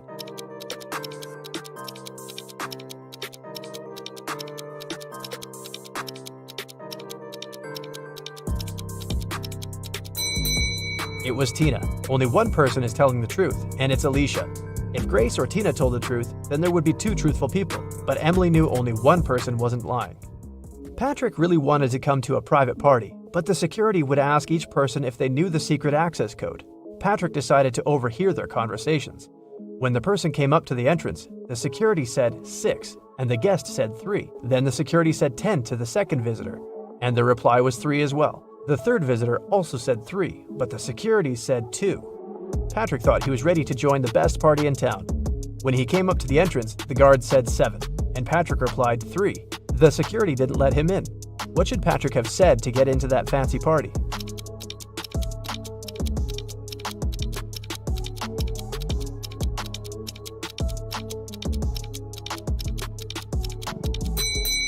He should have said 5. The guest needed to count letters. 6, 10, and 2 have 3 letters. That's why the answer was 3. In the word 7, there are 5 letters. Ben loved diamonds. For some time, he would spend $5,000 a day on precious stones. At some point, he realized he had too many gems, so he started selling them at $3,000 a piece. Sometime later, he became a millionaire. How is that possible if he was obviously losing money?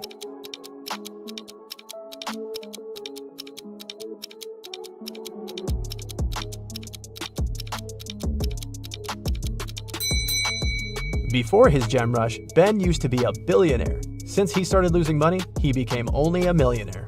A vampire moved to a big city where nobody knew him to start a brand new life. Still, he just couldn't help it and started biting locals every single night. People got scared and invited a private investigator to solve the problem. A couple of days later, Detective Reitman had 3 suspects. He decided to visit each of them to find out who the vampire was. After visiting all the houses, he was sure he found the vampire. Who was it?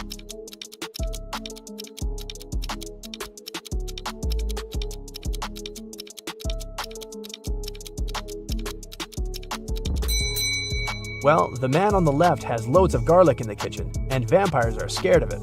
The second suspect had a lot of silver-plated accessories, earrings, piercings, and a chain. Vampires don't really like silver. The guy in the blue shirt is a vampire. Long ago, in the kingdom of Riddles, a criminal was caught. The guards took him to the king, who was famous for loving riddles. King Archibald said that if Harry, the criminal, managed to solve his riddle, he would set him free. Harry agreed, and Archibald drew a 2-foot line on the ground with his foot. The king asked Harry to make this line 2 times shorter without touching it. In the end, Harry was free. What did he do?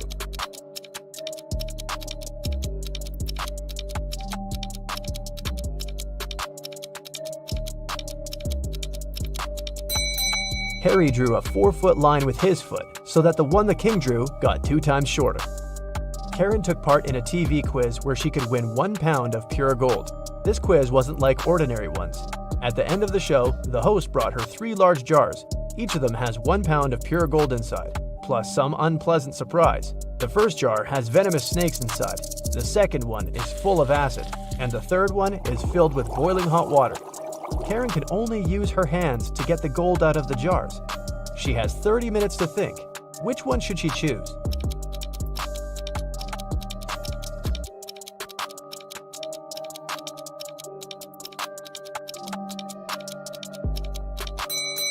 Karen should choose the one with hot water. It cools down pretty fast, and it's gonna get lukewarm in half an hour. Guess who's rich now? Robert went on a business trip but returned home a day earlier. He found his wife in the bedroom, reading. Do you think she's lying to him?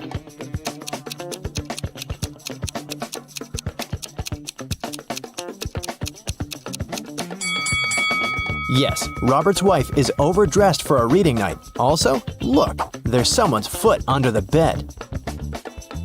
Now your task will be to decide which person of the two is in the wrong. Ready? Here's the first one.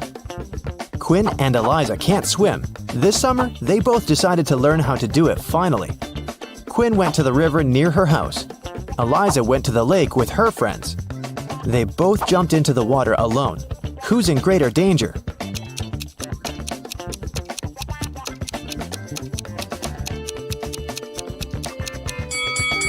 Quinn. If she starts drowning, no one will be able to help her. Also, the water in the river isn't steady, so it's dangerous to learn there. Chloe and Everly went to go to a party their classmates are throwing, but it's a school night, so their parents banned them from going. Chloe decided to go out of her bedroom window, and Everly wanted to sneak out from the back door. Who won't make it to the party tonight?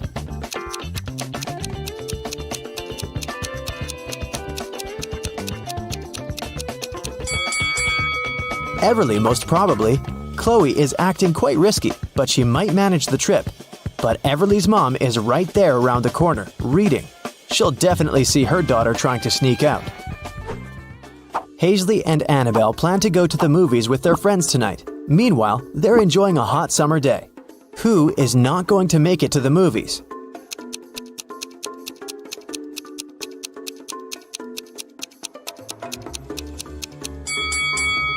Hazley. She's about to cook the meat that has been standing in the sun for a while. By the evening, she'll probably get food poisoning.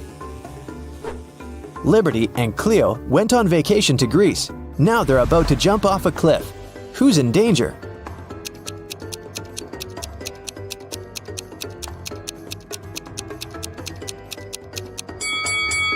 Liberty. There are rocks under the cliff she's about to jump from. Nova made her daughter stay at home and study instead of going to a friend's birthday party. Allison's daughter had to spend the entire day in her bedroom instead of going to the movies. Teenagers come down to dinner at 7 o'clock. Which parent didn't notice they were being lied to?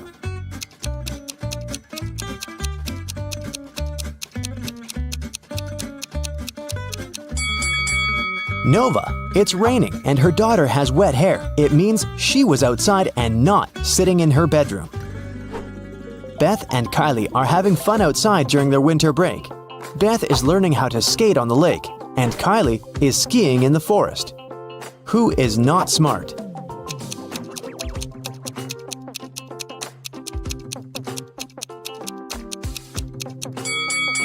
Beth. The ice on the lake is cracking and there's no one around to help her. William and Daniel are driving to work and they're both running very late. Who's doing something really wrong?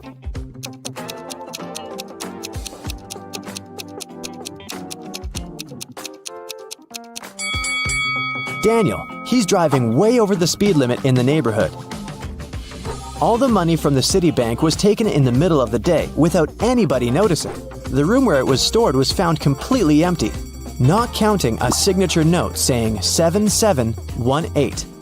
The police arrested 3 most known criminals in the city: Bill, Dove, and Alex. The problem was that they didn't know which one was the robber because they didn't find any fingerprints. What's your call, detective?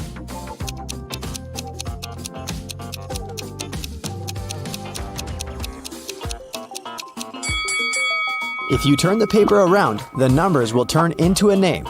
Bill. He must be the robber this time. Right before sunset, a peasant boy was caught by the king's palace. The king was very mad and didn't want to let him go just like that. He loved all kinds of riddles, so he gave the boy a chance to escape. He said that the boy could walk out of any of the 3 doors, and if he stayed safe, he'd be free. Behind the first door, there was a huge pot with water that was boiled just in the morning.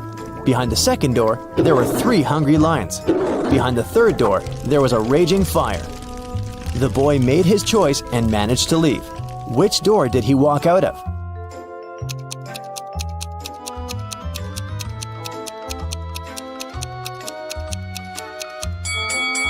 He walked out of the first door.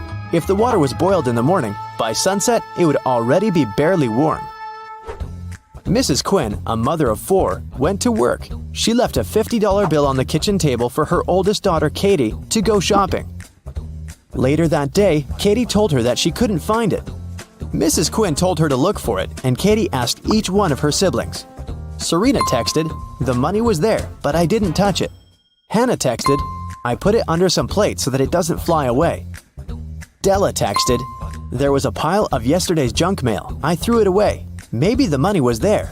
Who took the money?"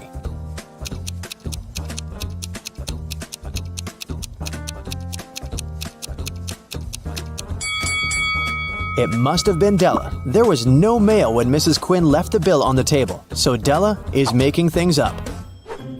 Aurora and Autumn were spending their summer in the countryside. They loved to go on long walks and explore the surroundings. One day, they found an abandoned hotel and just walked in. Everything there was crushed, and the glass was shattered. They took some photos and were looking through them at home. One of the photos scared them. Which one and why?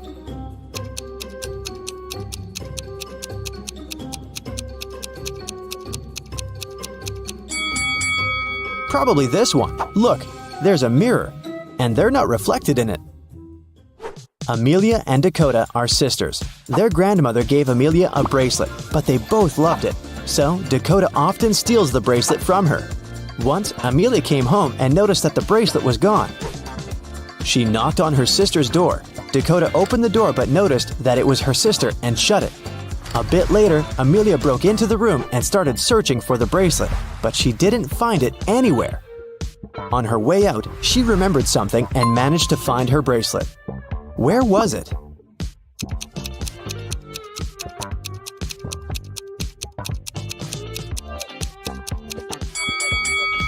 Amelia remembered that when Dakota opened the door, she was wearing a t-shirt. The next time, she was already wearing a long-sleeve shirt. She put on the bracelet and was hiding it under the sleeve. That's why Amelia didn't find it in the room.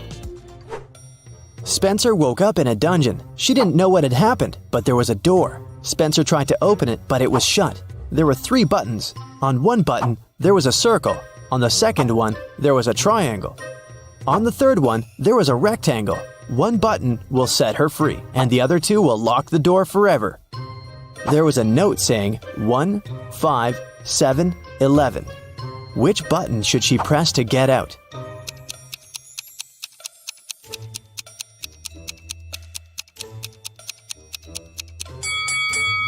You might have noticed that there's a clock right above the door, and it's there for a reason. If you draw lines connecting 1, 5, 7, and 11, you will get the shape of a rectangle. So Spencer should press the button with a rectangle on it. Lucas, the heir of a rich gentleman, visited his cousin, Kai, for a cup of tea. They were talking about water polo when suddenly Lucas couldn't breathe anymore. Kai called the doctor, who said that Lucas had been poisoned.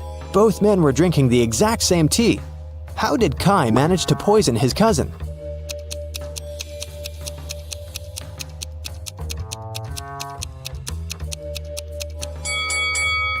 The poison must have been on Lucas's cup. When he touched it with his lips, he probably licked it off.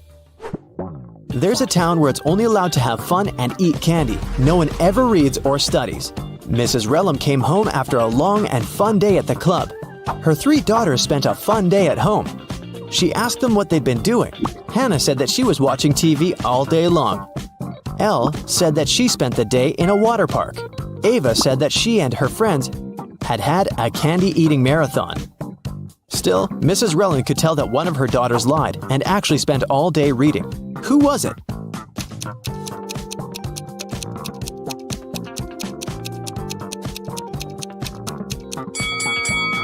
It was Hannah. Take a closer look at the books on her table. Most of them have perfect spines, but this one has a bent spine, so Hannah was reading it. The woman called the police and reported that she'd been robbed. Here's a recording of what she said. I went to the ladies' room to fix my makeup because I was on a date. Suddenly, someone approached me from behind and hit me on the head with something heavy.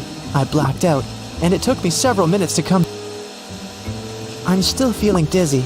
I don't know what the person looked like. I didn't see anything. I was reapplying my lipstick. The police refused to fill in the report and sent her home. Why?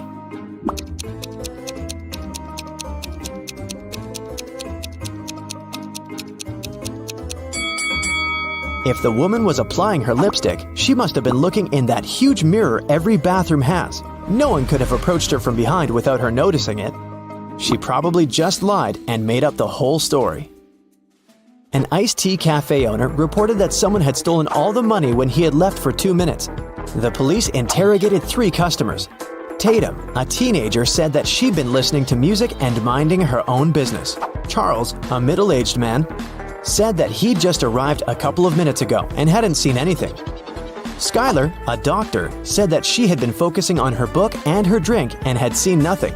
Who's guilty?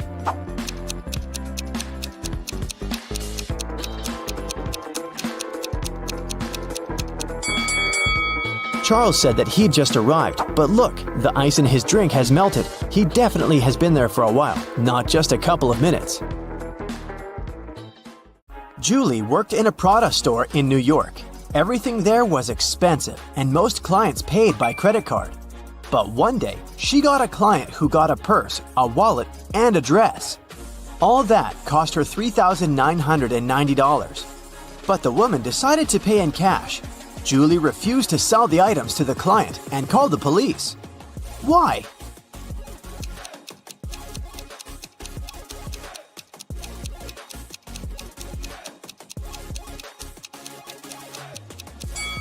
Tried to use to pay. They are 2 $2,000 bills, which don't exist. The police of Atlanta were notified that a prisoner had escaped from Chicago and taken the plane to Atlanta. Of course, an officer was sent to the airport to find the prisoner and capture them. The police officer spotted 3 people who looked similar to the criminal. Take a look at the passengers. Which one should be arrested?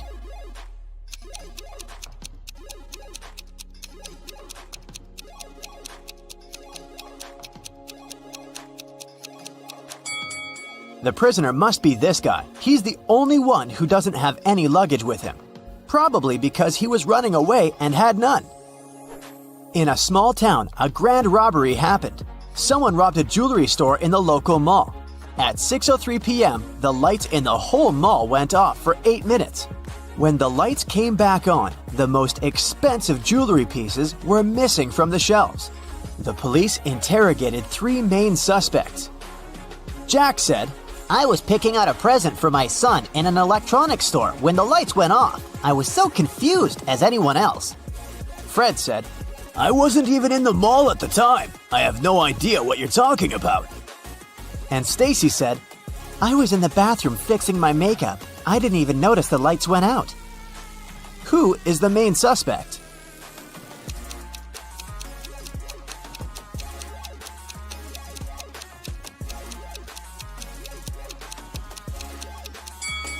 It's Stacy.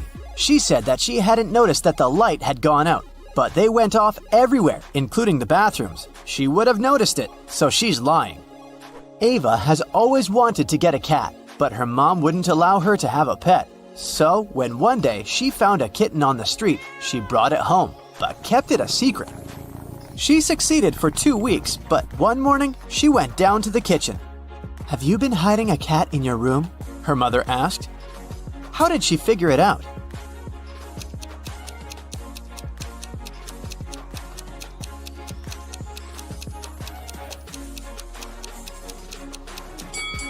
Ava is wearing shorts. Her legs are all scratched, and these scratches are what gave her away. During Halloween, all kinds of creatures flooded a little town, blending in with the citizens. Weeks passed, but some of them stayed, pretending to be humans. The town's detective could catch the remaining ones. He's been tracking a vampire, and he has 3 suspects. All of them only come out at night. Which one of them is the vampire?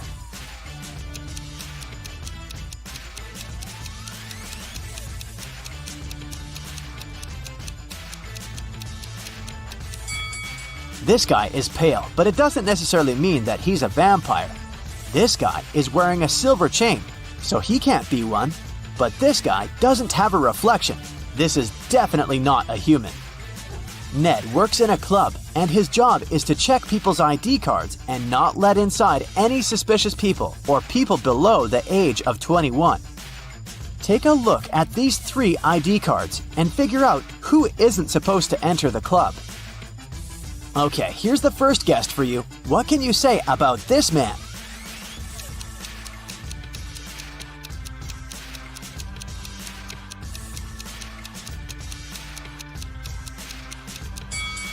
Don't let him in. The person in the photo is totally different. It's not this guy's ID card. Okay, here's the next one. Keep your eyes wide open. Do you see anything suspicious?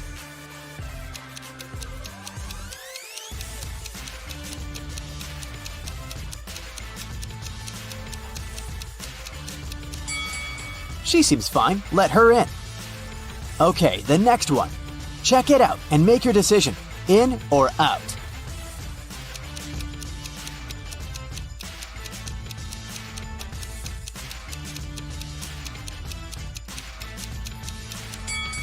Las Vegas is written with a W. It's a typo, which is unacceptable for official documents. This ID must be fake. Here's the next guest for you to examine. What's your verdict? Will you let her in?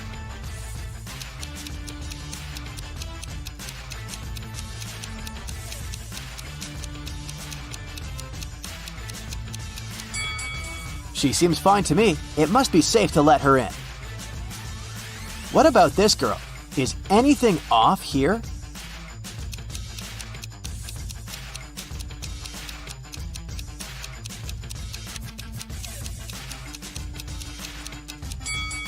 She seems fine to me too. Green light. Okay, the last guest. In or out?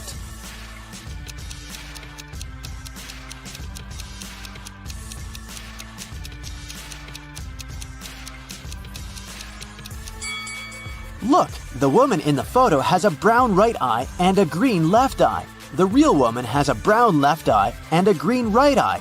This is too suspicious. I wouldn't let her in. Amelia is a huge modern art enthusiast, and she wants to take her siblings to a new exhibition. A ticket for one person costs $18. A ticket for 2 costs $30. And a ticket for 3 costs $45.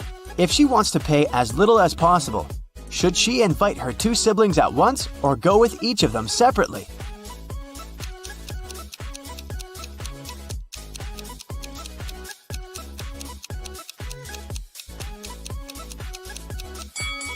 It's cheaper if the 3 of them go together. It'll cost $45. If Amelia went with each of them separately, she would have to pay $30 twice, so she'd pay $60 in total. Ellery has a sweet tooth, and every Friday she goes candy shopping for the week. Tonight, she bought chocolate bars, jelly beans, and gummy bears. She has all chocolate bars but 2. All packs of jelly beans but 4. and all packs of gummy bears but 4. How many pieces of each type of sweets did she buy?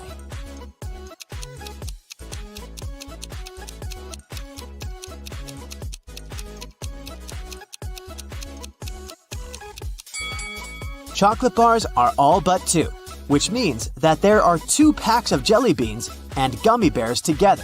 So there's 1 pack of jelly beans and 1 pack of gummy bears.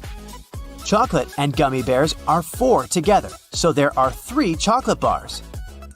Ailu is a fairy living in her magical forest. Every day, she takes the same route for a morning flight to the lake. One Friday, she was flying to the lake when she met some other creatures moving towards her. There were 2 elves, 3 fairies, and a gnome.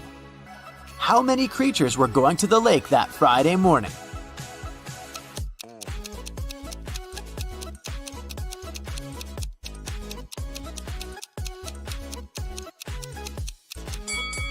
Just Ailu. Everyone else was going in the opposite direction.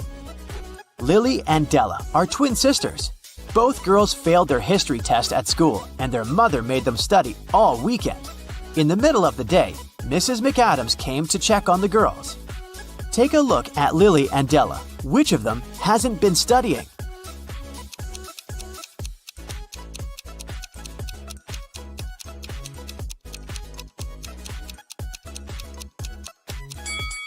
Della, the book she's reading isn't a history book, it's physics.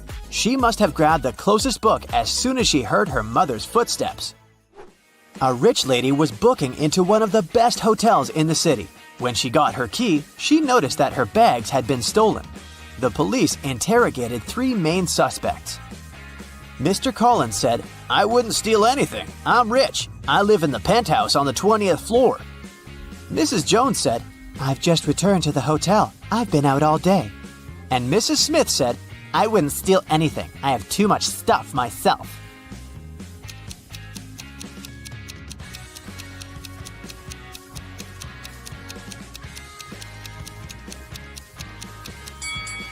Mr. Collins seems shady. He can't live on the 20th floor because there are only 18 floors in the hotel. Amber participated in a game show, and she won.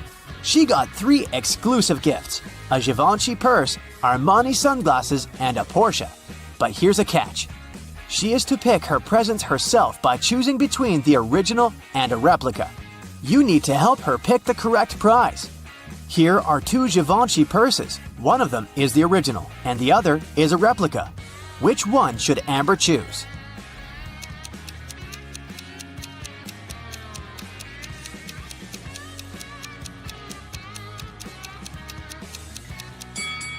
This one. It has the correct logo, so it must be the original. Now, there are 2 seemingly identical pairs of sunglasses, but only one of them is the original from Giorgio Armani. Which one?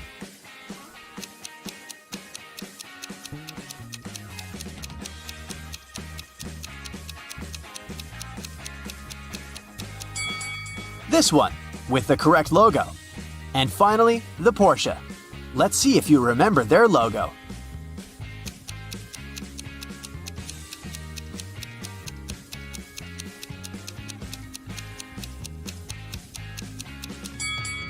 Yes, this is the one. Great job. So check this out. 3 men are sitting around a table drinking coffee. They all look alike, but only 2 of them are brothers. The third one just doesn't belong at all because he's an alien. Who is it?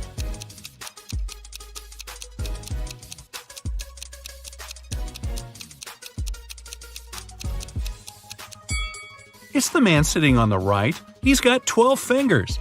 Yeah, the one sitting in the center has some weird ears, but look at the family portrait on the wall. His dad has the very same ears.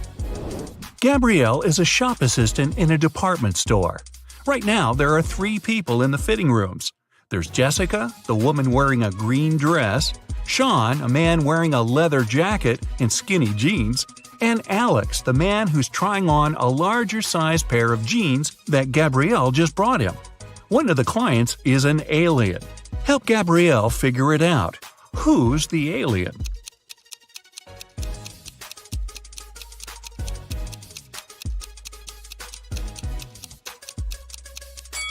It's Alex.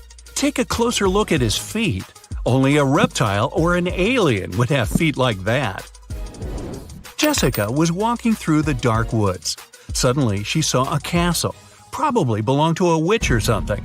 She was pretty curious and wanted to snoop around, but the door was locked. There was a note with a secret code attached to the gate, but she still needed to decipher it. If you want to enter my castle, crack this code. Can you crack this code?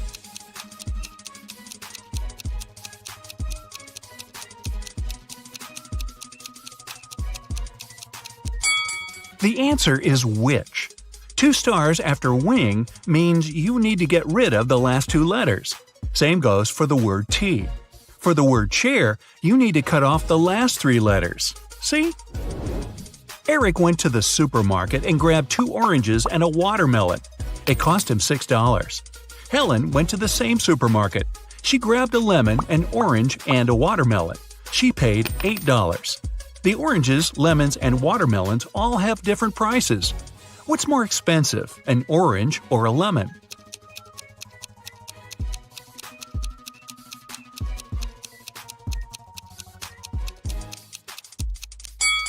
The lemon's more expensive.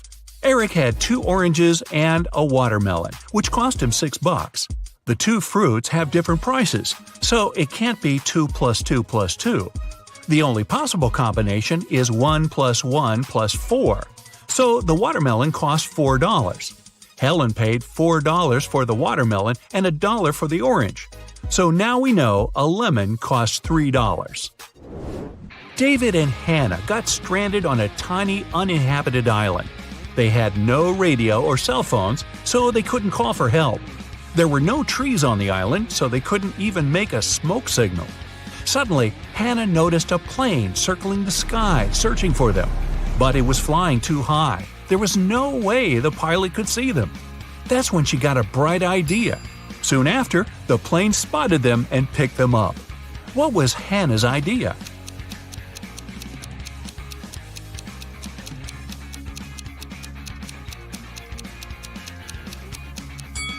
She used rocks to spell out SOS on the sand. 3 turtles are walking one behind the other. The first one says, "There are 2 turtles behind me." The second one says, "There's 1 turtle behind me and another one right in front of me." The third one says, "There are 2 turtles in front of me and 1 more right behind me." Now, how's that possible?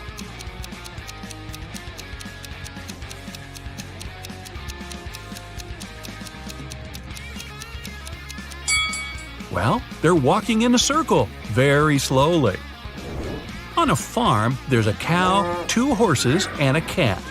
Farmer Jack drives up to his farm accompanied by his dog, Fluffy. How many feet are there on the farm?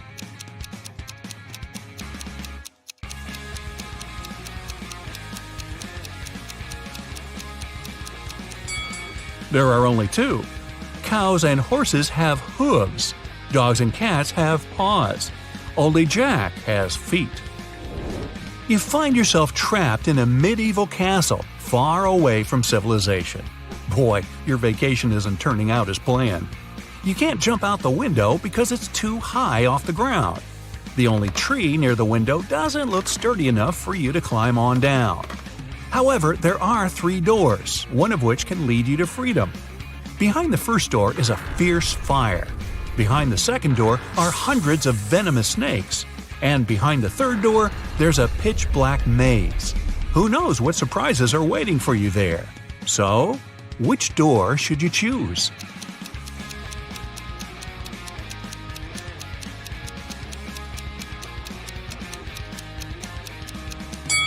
The third door.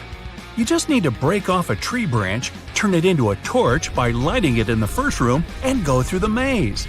At least you'll be able to see where you're going. Maria lives in Paris, and once every 2 weeks she goes to Saint-Tropez to see her grandmother. She bought a ticket from the machine, finished her coffee, and headed to the train. But this weekend, something went wrong. She didn't make it to Saint-Tropez. Why not?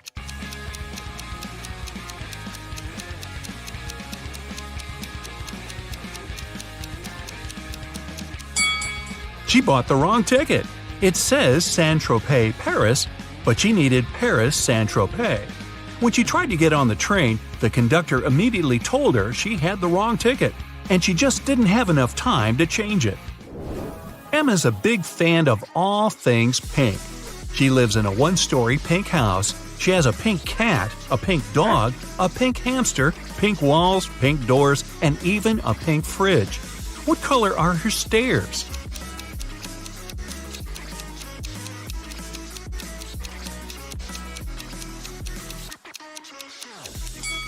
She doesn't have stairs. She lives in a one-story house. But that house sure gets a lot of stares from the neighbors. Mark got to take part in a TV show where he had to answer some tough questions. He was doing really great and managed to answer 14 out of 15 questions. He was real nervous. Only one more question and he'd hit the grand prize, $1 million. What is as large as an elephant but doesn't even weigh an ounce? Mark shouted out an answer, and now he's a millionaire. What was his guess?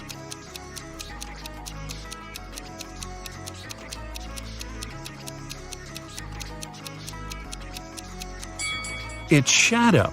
It's as large as an elephant, but it's weightless. Ice melts when you heat it up. But if you heat me, I solidify. You have 7 seconds to figure out what I am.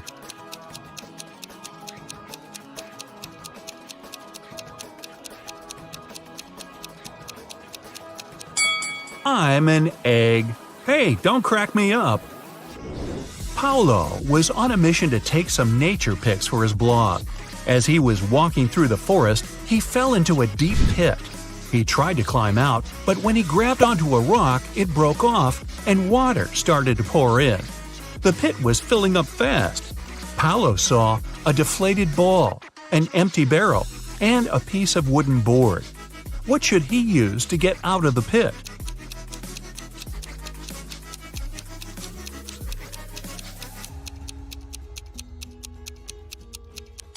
The deflated ball is too small and has a slit in one side.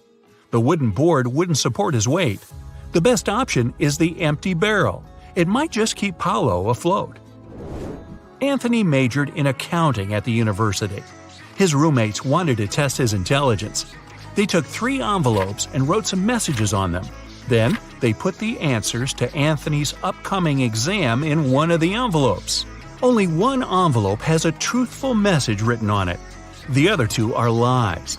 Anthony isn't allowed to open the envelopes before choosing. The first message read, "There are no exam answers here." The second read, "The exam answers are here." And the third message read, "The exam answers aren't in the second envelope." Which envelope has the exam answers in it?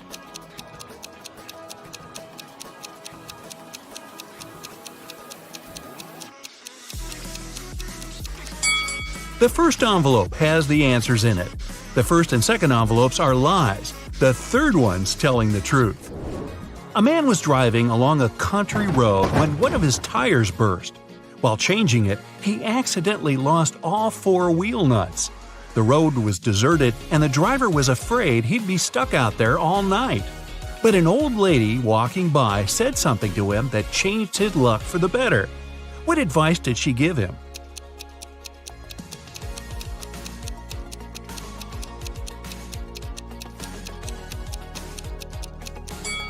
She told him to remove 1 nut from each of the other wheels and use them for the 4th tire.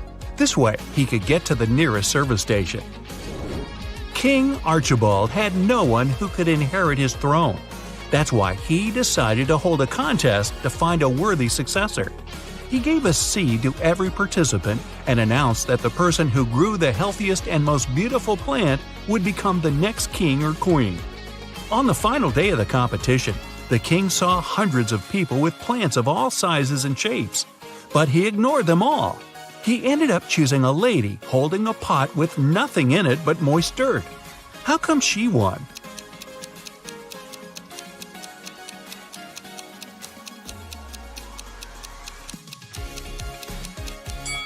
The king was a kind and honest man and wanted his heir to have the same qualities. He gave the participants tiny pebbles, not seeds. That's how he figured out the lady was the only honest one there. 4 men are lined up on several steps, all of them facing in the same direction. A brick wall separates the 4th man from the rest. Man 1 can see man 2 and 3. Man 2 can see man 3. All man 3 sees is the wall, and man 4 can't see anyone. They're all wearing hats, and they know that 2 of the hats are white and 2 are black.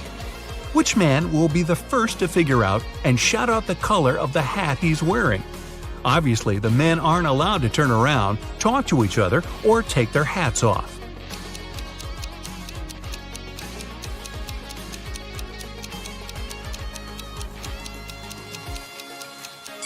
It'll be man 2. Man 3 and man 4 can't see any other hats. Man 1 sees 1 black hat and 1 white hat, so his hat can be either white or black. Man 2 only sees 1 black hat, but he realizes that if he were also wearing a black hat, man 1 would know his hat was white. And since man 1 hasn't said anything, man 2 must be wearing a white hat. And if you figured all that out, well, my hat's off to you. Annika received a letter where someone asked her out. The letter was sweet, but it wasn't signed, so she didn't know who it was. She was guessing 3 guys. All of them were her college friends. Who do you think asked Annika out?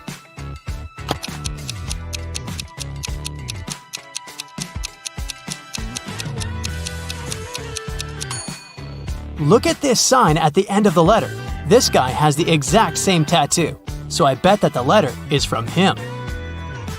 An office was robbed and police arrived for an investigation. The money was stolen from a drawer, but there was no trace of breaking in. The lock was fine and the windows were all locked. Look around and try to guess how the robber broke in.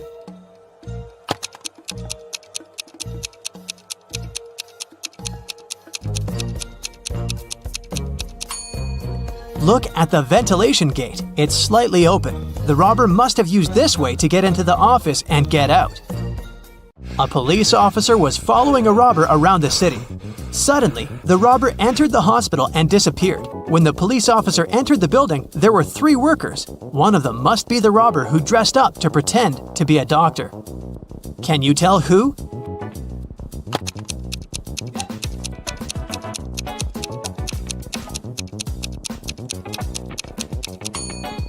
It's the man in the middle. Look at his badge. There's a picture of a woman on it. He must have put on the first pair of clothes he noticed.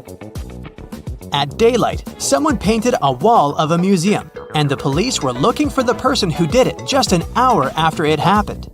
They were roaming the streets of their little town, and they found 3 suspects. Adam said that he'd been at work and just returned. Carter said that he'd been busy painting his fence. Blake said that she'd been walking her dog and didn't know anything about what had happened. Who is guilty?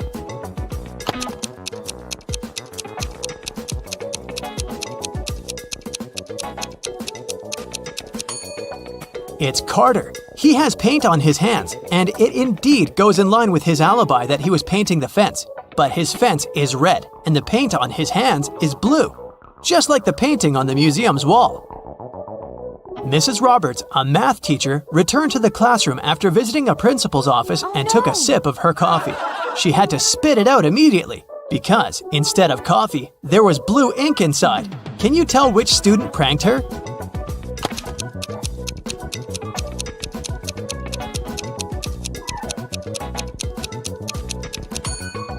It's this one. Look at his hand. It has ink stains on it. Mrs. Taylor works in a selection committee of a big organization specialized in sustainable and green development.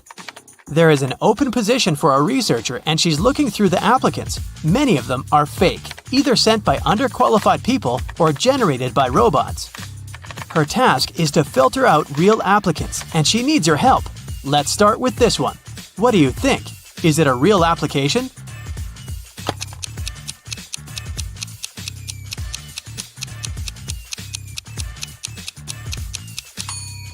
No, it doesn't seem so. This girl was born in 2003, so she's 19 years old. She's way too young to have a PhD. She must be lying. Okay, here's another one. What do you say?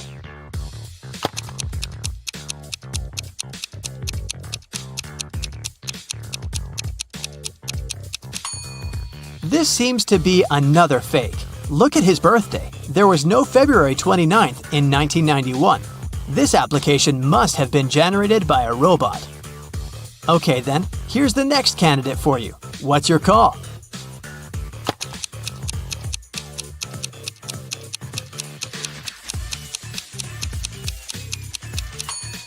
This young lady seems fine. I'd recommend considering her. Here's another candidate. What do you say?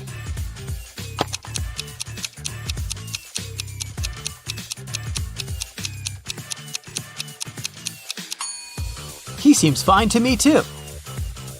Next one, this candidate. Do you see something suspicious, or is it all okay?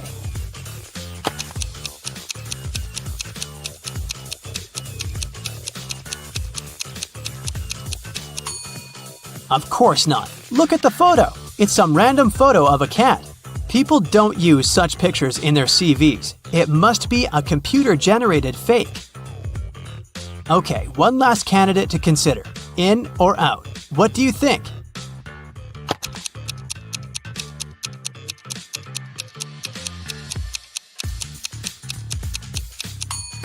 It says that this person is from Narnia. Narnia is a fictional place. It doesn't exist in real life.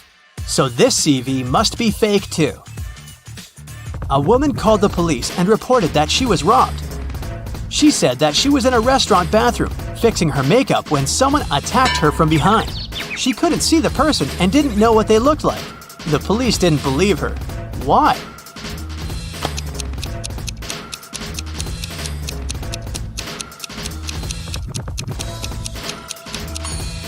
The woman was fixing her makeup, so she was looking in the mirror.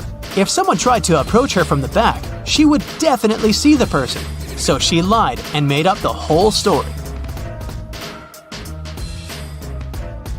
Mrs. Cook went on vacation with her 3 daughters, Kaya, Ruby, and Emma. They were on the beach, and Mrs. Cook had to leave to solve some business issues. The girls stayed, but their mother banned them from going into the water without her supervision. So, they were supposed to read or build sandcastles. When Mrs. Cook returned, she knew that one of her daughters didn't listen to her. Which one?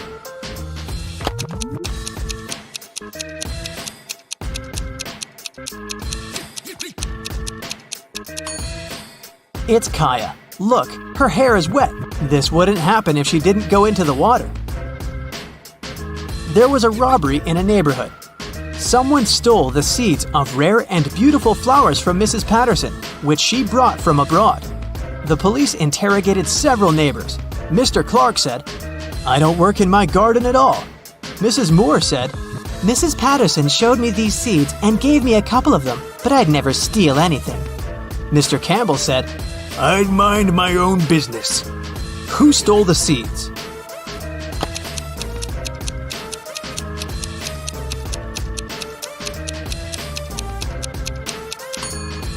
It was Mr. Clark. He said that he didn't take care of his garden, but his garden looks way too nice to be abandoned. In a parallel universe, it's only allowed to have fun and eat candy. No one ever reads or studies. Mrs. Relham came back home after a long and fun day at a club and asked her daughters what they'd been doing. Hannah said that she'd been watching TV all day. Elle said that she'd spent a day in the water park. Ava said that she and her friends had had a candy-eating marathon. Still, Mrs. Relham could tell that one of her daughters lied and had actually spent all day studying. Who was it?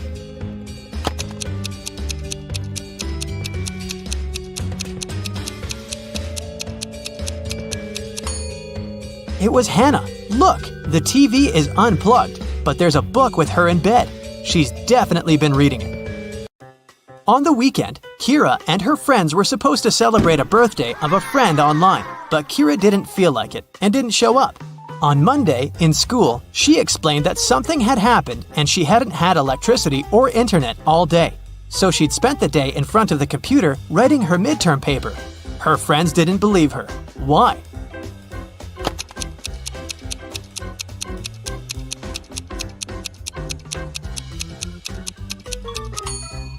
If there was no electricity, she wouldn't be able to work on her computer because it doesn't work without electricity. I'll keep checking how attentive you are, and here are some more tasks for you. Now I'll show you 2 apartments and you have to figure out which one of them was robbed. Ready to start? Here's the first pair. What do you say?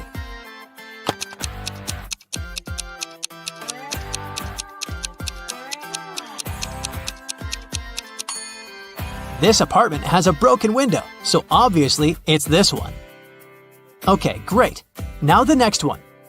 2 apartments of 2 different people. Which one was robbed?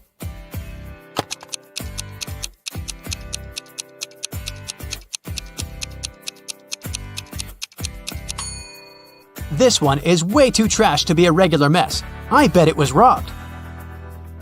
Another pair of apartments.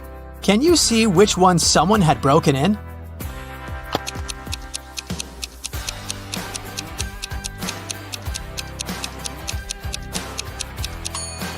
There are dirt stains on the floor. Someone was up here in boots. So I think that's the apartment that was robbed. Okay, we'll keep looking at apartments. But now your task is to say who do you think lives there? What profession does the person have? Let's start out easy. What about this apartment?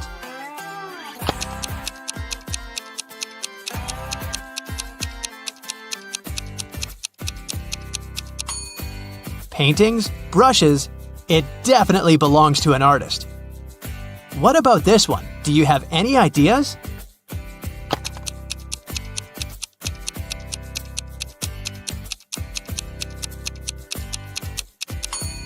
Punching bag, boxing gloves, dumbbells, and some other sports equipment.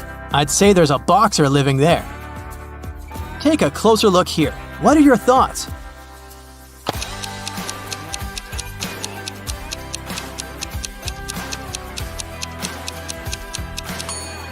A huge desk, many monitors and keyboards, a microphone, a headset, posters of some video games. I bet it's a room of a gamer or streamer. What about this nice and clean room? Do you see something that could give away the profession of the person who lives there?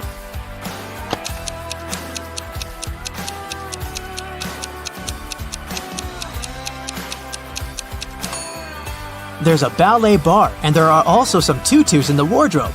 It's the room of a ballerina. And some more tasks for you. I'll show you some photos and you'll have to find what's wrong or odd about them.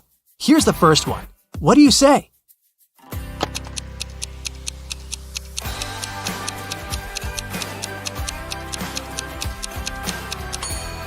There are people on the surface of the moon, but they're not wearing any spacesuits. Another space-related picture. Do you see a mistake?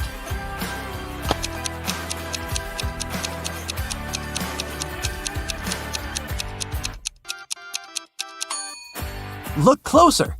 It's not the moon, it's Saturn. What about this photo? Do you see something odd here?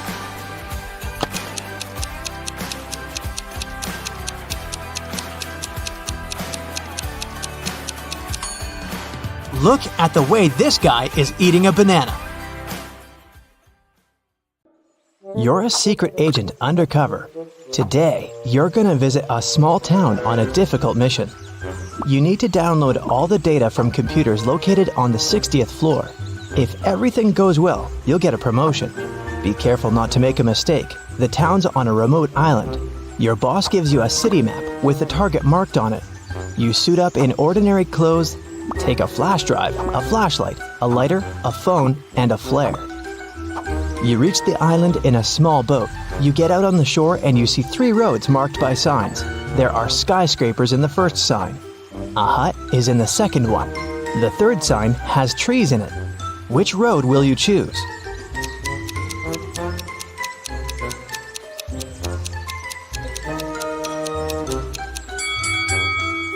You need the data stored on the 60th floor. That's why you chose the first road. It leads to skyscrapers. First, you pass through a dense forest and come to a river shore. The town is on the other side. You can't cross the river because of the strong current. Besides, you don't know how deep it is. You see a ruined bridge on your left. There's an old boat on your right, but it's unlikely to help. What will you do? You can't go back.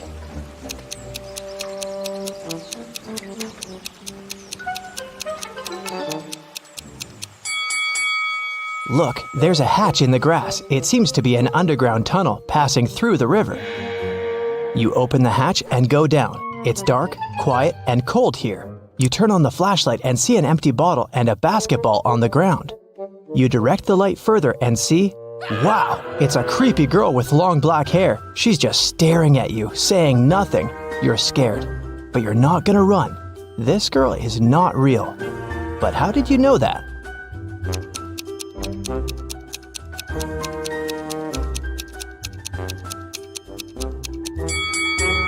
The basketball with the bottle casts shadows, but the girl doesn't.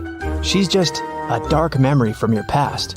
You rub your eyes and the girl disappears. You go through an underground tunnel and climb up. Great, you made it into town. You walk down the street and notice that all the people are looking at you. Why do you seem suspicious to them?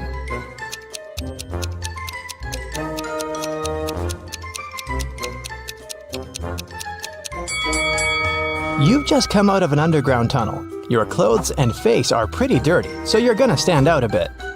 Everything is fine. You continue your mission. According to the map, you have to pass 2 more blocks to get to the building. Many people are rushing to work. You see a diner on the corner, a library, a school. Here's a big supermarket. But something is wrong here. Can you tell what it is?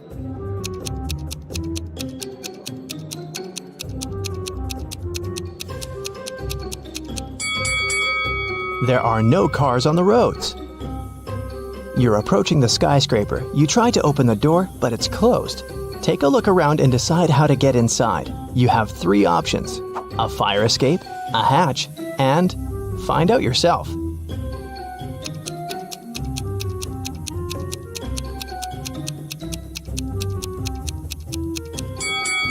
The fire escape leads to the window of the 2nd floor, but a guard is standing there. You can use the hatch, but see the steam coming out of it? It's boiling inside. So what about a tire iron?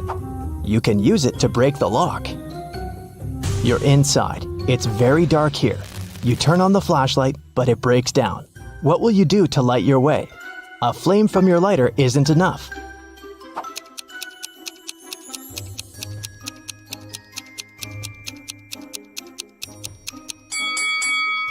Look at the windows. They're all covered with curtains. Just pull them aside and let the light in.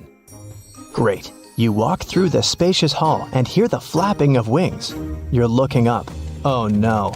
Hundreds of bats are flying towards you. You need to hide as fast as possible. There are 3 elevators ahead. Which one will you choose?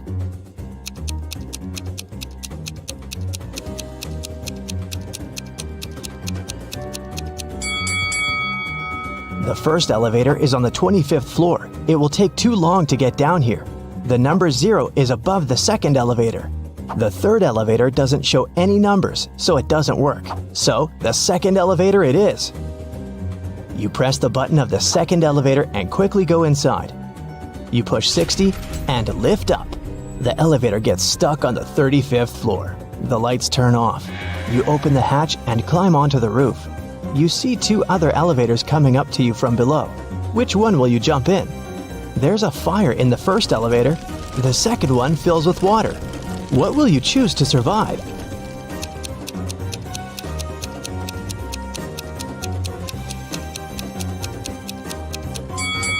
You jump into the 2nd elevator. The water rises higher and higher, but the doors open and all the water pours out. You're on the 40th floor. It seems that using elevators is a bad idea. So you decide to climb 20 floors by stairs. You run 5 floors and smash against the wall made of hardened sand. What will you do? You can't use the elevator. How to get through the obstacle?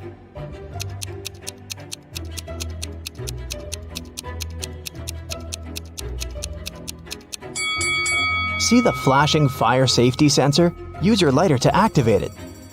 It's done. The water is splashing out of the ceiling and flooding all floors. It moistens the sand. The wall turns into dirt and melts. You go higher and meet a huge growling lion on the 50th floor. You run away, but then you stop. It seems the lion isn't real.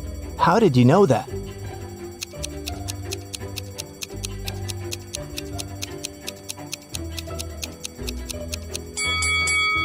There was a fire alarm. The lion should be wet, but it looks perfectly dry.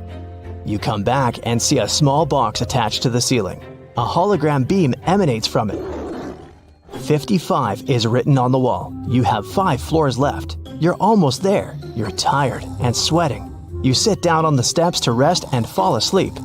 You open your eyes a couple of hours later, get up, and realize you're on the ground floor. The number 1 is on the wall. You look down over the railing and see dozens of stair flights. Then you look up and see the same. How is this possible?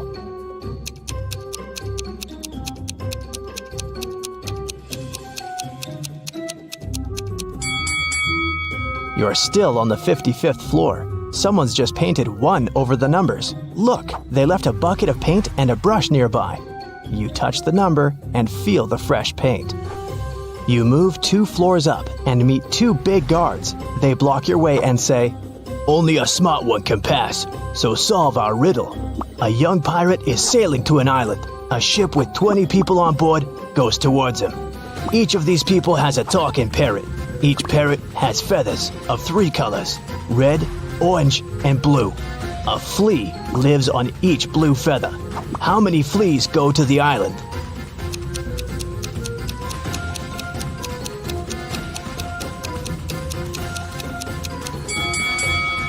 None.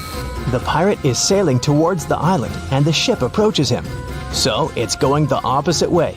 The guards scratch their heads and let you pass. You move another 2 floors up and notice no numbers on the walls. How many floors do you still have to go?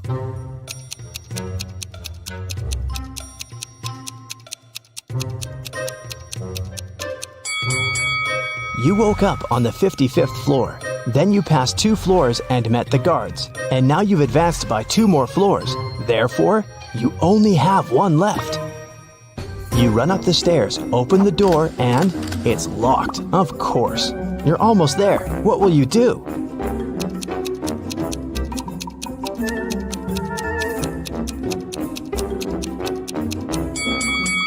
Use the fire escape outside the window. You're climbing the ladder. Birds are flying by. Don't look down. Don't look down, you're telling yourself. You get to the window and jump inside the building. You take the flash drive out of your pocket, but stop. There's no computers here. You only see a dozen of exercise bikes. What's happening? How to complete the mission?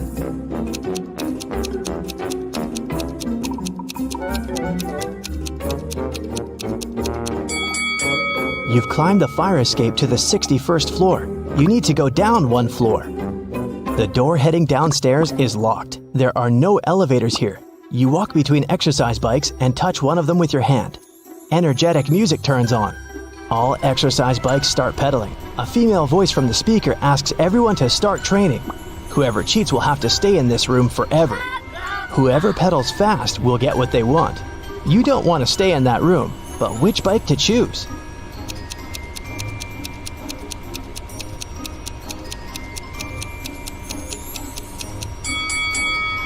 There's only one bike that doesn't pedal itself. It's on the other end of the room. Get on it. You quickly start pedaling and notice the floor is going down. The harder you work out, the lower you go. Sweat is pouring off you like a stream. You jump off your bike and see a huge computer. You stick the USB into it and copy all the data. The alarm is activated. You can smell the smoke. It's a fire. It comes from the lower floors. The files are copied. You put the USB in your pocket and run to the roof. The building is burning. You don't know what to do. At this moment, the phone rings. "Is it done?" a voice asks. "Yes, but I need help," you answer. "We will send an aircraft to you. Just give a signal," the voice says and hangs up. The flames reach the roof. What kind of signal do you need to send?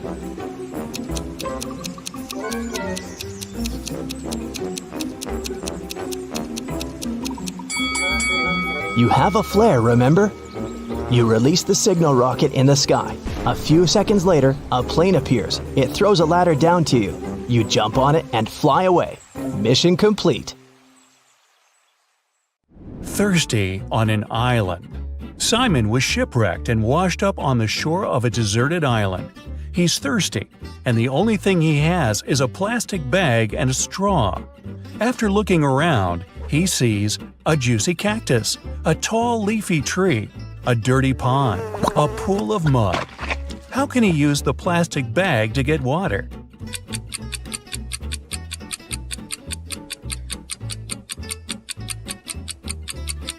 He can't use the cactus. It can be toxic, and without a sharp tool to reach the pulp, the plastic bag is useless. The dirty pond and muddy pool are filled with bacteria and parasites, and without tools to start a fire and boil the water, he could get sick. The best bet is the tall, leafy tree. He simply needs to tie the bag on the edge of a branch and pierce it slightly with a stick. The tree will produce drinkable water through transpiration. Well, that's clever. Where's the waiter? Adam is the head waiter at a one-story steakhouse. On the busiest night of the week, he vanished, and the owner called the police to file a missing persons report. Detectives talked to the last 3 people who saw him. A trainee server said she only saw him when he got to work and parked his bicycle. The chef said he saw the waiter in the kitchen when he came to get a glass of orange juice. The cook said he last saw the waiter going upstairs. After the statements, the police arrested the cook. Why?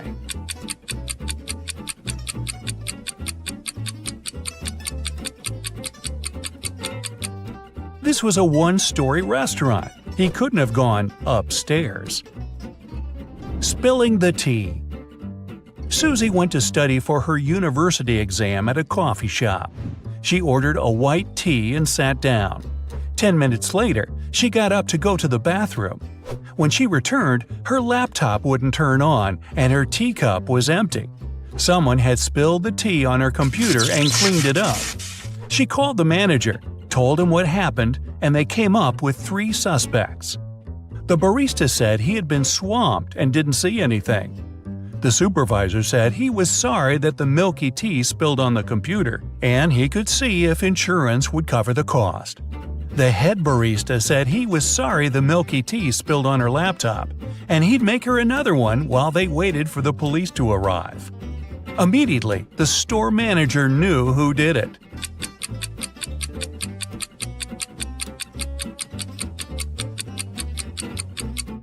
It was the supervisor. He couldn't have known that the tea had milk in it since it was cleaned up. The only person who remembered the order was the one who prepared it. The missing phone. We're at the coffee shop again. This time, Stuart forgot his phone on the table when he left. But once he realized and came back, his phone was gone. He saw a guy running outside the store, and Stuart chased him. When he caught him, Stuart said, "I've lost my device. Did you take it by accident?" The man replied, "I have no idea where your phone is, sir. I was just grabbing coffee." Stuart immediately called the police. Why?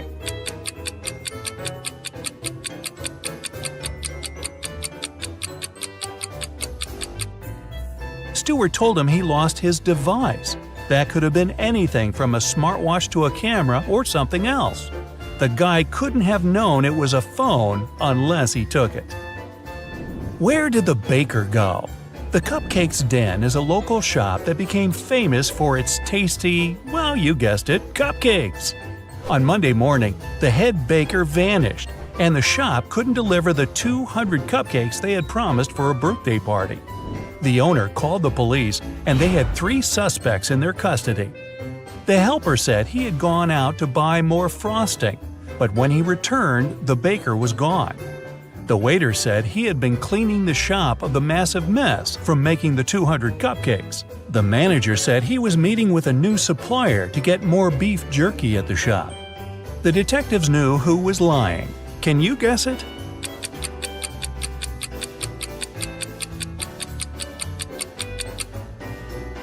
It's the manager.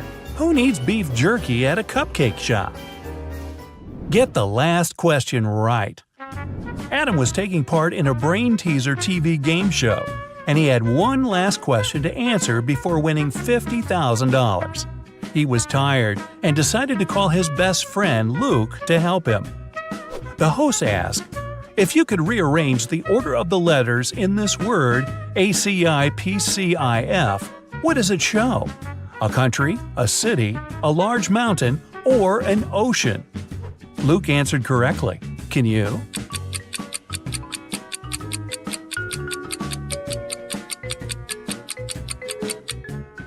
An ocean. If you unscramble the word, it shows Pacific. Where's he hiding? Martin vanished one morning and his family called the police. Detectives searched everywhere and questioned 15 people, but none of them gave any untruthful answers. His son Jake found a letter from his dad saying, "If you love me, you'll find me." He went to his father's office to see if he could find any clues. He was looking around the room and immediately knew where his father was hiding. Can you guess it?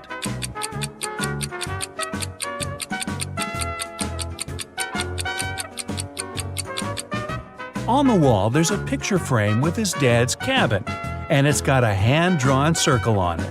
He must be there. Lost in an underwater cave. Sarah just got her certificate as a cave diver. She decided to spend her afternoon exploring some dangerous underwater ocean caves. While turning left and right, she got lost. She didn't have enough time to look for her way back and continued swimming further. That was when she came across 3 openings. Through the first, there were 45 hungry piranhas. Through the second, a great white shark. And through the last one, a giant box jellyfish. Which is the safest path?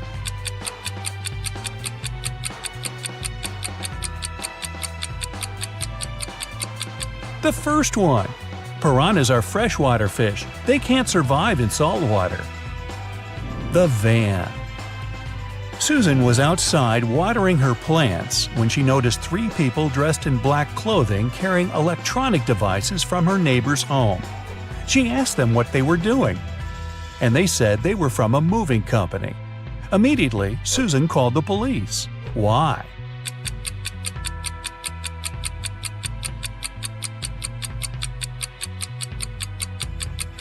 There were no license plates on the van, and movers don't only carry electronic equipment, but all sorts of stuff. The prison escape. One morning, Detective Smith was called into a maximum security prison to discover how 3 men had managed to escape from their cells. The prisoners could neither see nor talk to each other, but they arranged their escape together. They went to the shower room at breakfast, lunch, and dinner, and only one person was allowed in at different periods. How did they manage to communicate and escape?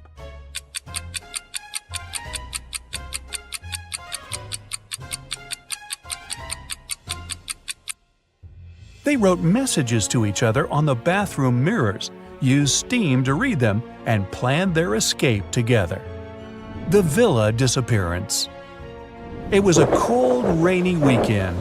Michael, Susie, Amara, and Luke were spending Saturday and Sunday together playing board games. On Saturday morning, when they woke up, Amara was missing. They looked everywhere for her but couldn't find her. That was when Luke called the police. Detectives examined the room and asked everybody what they were doing at 4 a.m. Luke said he couldn't sleep, so he went downstairs to the gaming room to play some online games. Michael said he couldn't sleep either, so he went outside to look at the stars. Susie said she followed Michael outside to get some fresh air. That was when the detectives figured out who was lying.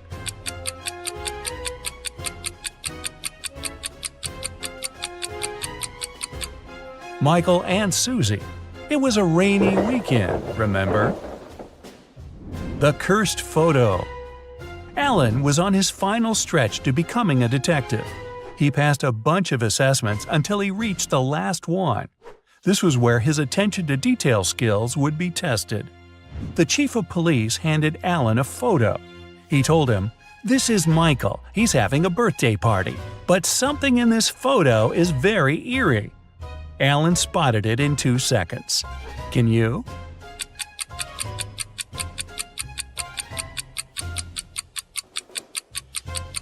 There's a hand inside the blue balloon. Well, how did it get there? the right amount of water. Peter was the best problem solver in his class. One day, his chemistry teacher called him up to test his intelligence and inspire his peers. He gave Peter 3 glass jugs. None of them had any measuring markings on them, but just a label showing their maximum capacity. The first jug was filled with water up to the top, and the label read 8 liters. The second was empty, and its label showed 5 liters. The third was also empty with a maximum capacity of 3 liters. The teacher told Peter to arrange the liquid so that only 2 liters remained in one glass jug without using any measuring tools. Peter figured out how to do it in 4 seconds.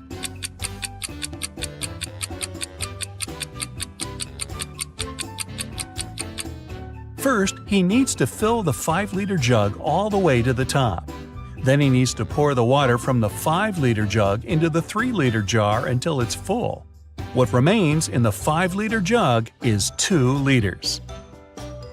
The treasure coin. An archaeologist spent the past year looking for a lost ancient treasure. As he was digging, he found one ancient gold coin. He took it to his museum.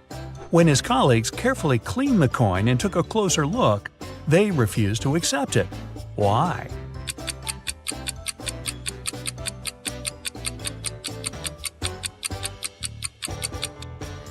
It reads 100 BCE on the back. Ancient people didn't know they lived in that era. Or did they? No, they didn't. Nelly is approaching a picturesque field. She's carrying a package. If she doesn't manage to open it before reaching the field, she won't survive. Can you guess what's in the package?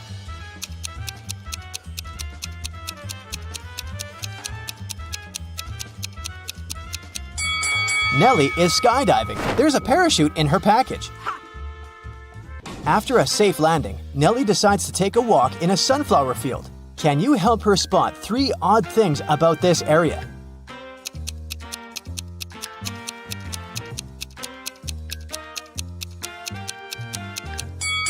This straw man is winking.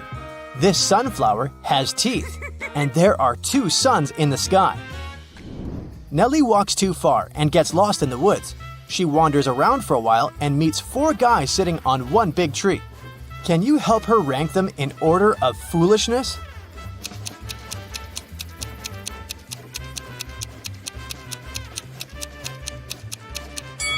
The 4th person is cutting the branch where he sits. So, he's the silliest. The first person is sitting on the branch that will soon be cut by the second guy.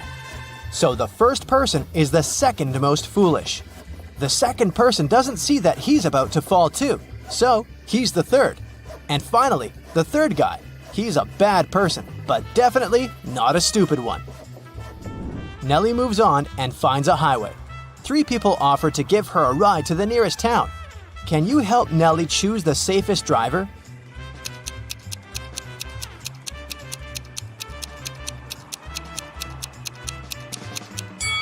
Take a look at this guy's car. Its tires are flat, and there's a puddle of engine oil spilled out of the car.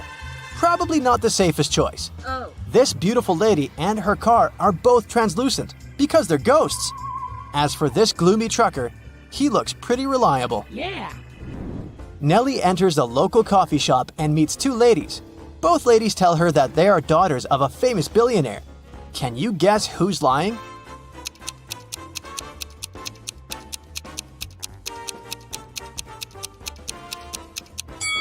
The lady on the right is a liar. The logo on her t-shirt is fake. Therefore, she's not rich. Nelly doesn't have any money to buy food. The coffee shop manager feels sorry for her and offers Nelly a free lunch. But first, she has to solve his tricky riddle. Nelly agrees. Here's the task. People have stepped on me, but not many. I never stay full for long. I have a dark side. What am I? Can you help Nelly win her free food?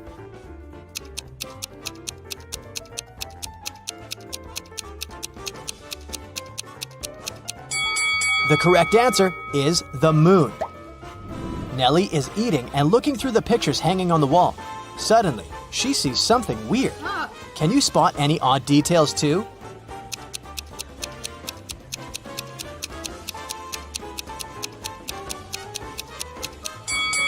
This person appears in both pictures, looking young and pretty, but the time distance between these two photos is 100 years. Nelly enters a flower shop and sees the owner putting bouquets in big vases. If he puts one bouquet per vase, he will end up with one extra bouquet. And if he puts 2 bouquets per vase, he will end up with 1 extra vase. How many vases and bouquets does he have?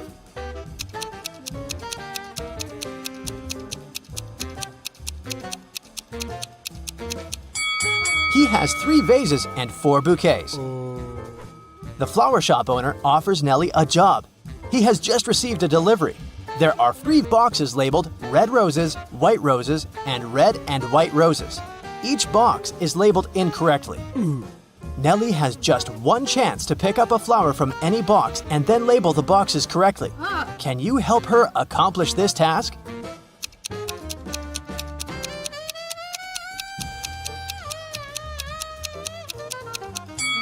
Nelly should take a flower from the box labeled as red and white roses. Since they're labeled incorrectly, this box should contain either red roses only or white roses only. Let's suppose that Nelly finds the red roses. Now she can label this box correctly. We know that the white box cannot have white roses. Therefore, now Nelly can label the remaining 2 boxes correctly. After earning some cash, Nelly decides to book a room in the local hotel to get some rest. The manager offers her to choose from 3 empty rooms. Can you help Nelly pick the best option?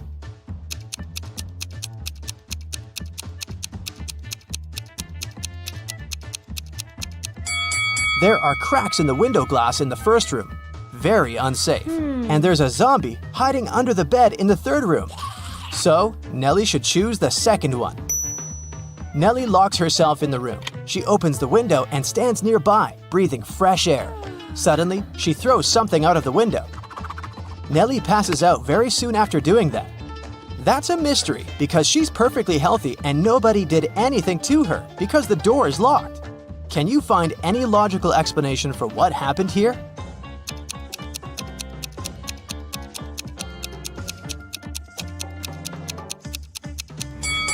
Nelly decided to throw a boomerang out of the window. The boomerang went to the maximum distance and returned back straight to her head. After a while, Nelly wakes up with a headache. She goes to the local shop to buy some aspirin. She spots 3 odd things about this place. Can you see them too?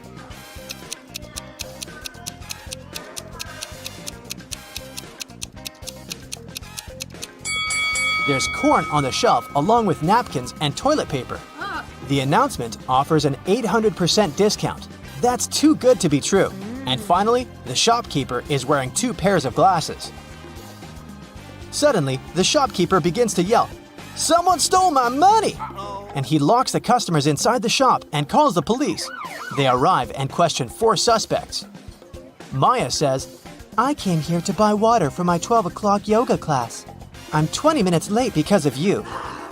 Bob says, "What's the point of stealing cash? Everyone knows that people use cards nowadays." Lily says, "This shopkeeper is a bad person. He deserved that." And Nelly replies, "Sorry, I was focusing on my own purchase. I didn't see anything suspicious." After hearing that the officers had arrested one person, can you guess who?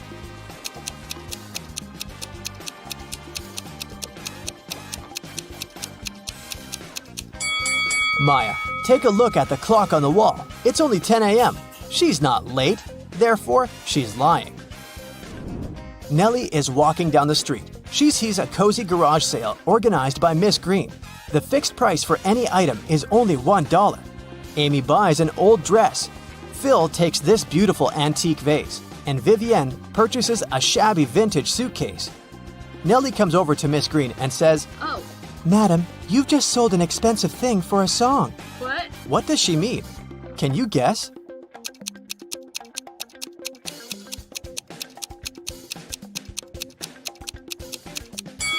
Vivienne lifts this suitcase quite easily, so it's probably empty.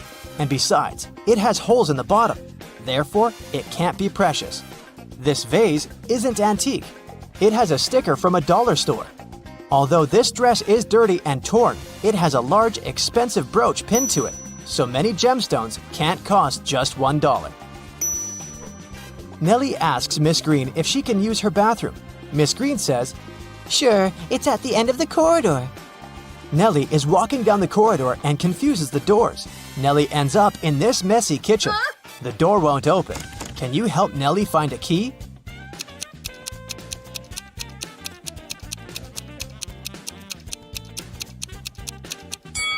It's in the teapot.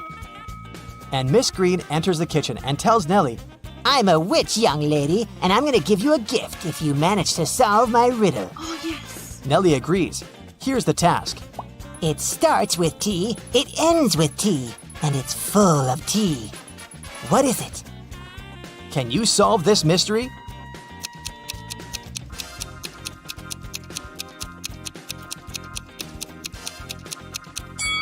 The correct answer is a teapot again. Miss Green brings Nelly to her dusty basement and says, One of these 3 doors leads to a magical world, and the other 2 are fake. You have only one attempt to choose the correct door. Good luck. Oh, yeah. Can you help Nelly out?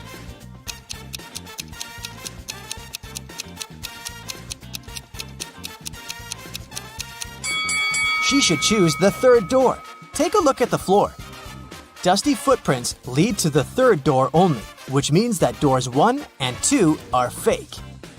Nelly opens the 3rd door and enters an enchanted forest. There are 4 ways to cross it, but all 4 passages are pretty dangerous. A hungry dragon is waiting for her on the first route. A massive fire is burning all over the 2nd path, and the 3rd path is basically a windowless tunnel. And the 4th passage is full of scorpions and snakes. Can you help Nelly choose the right path?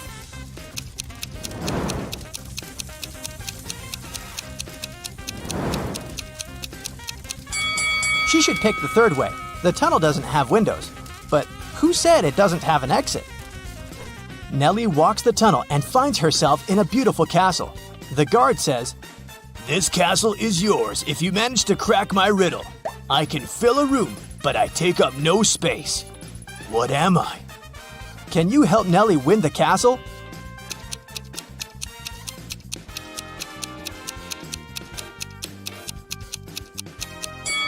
The correct answer is light.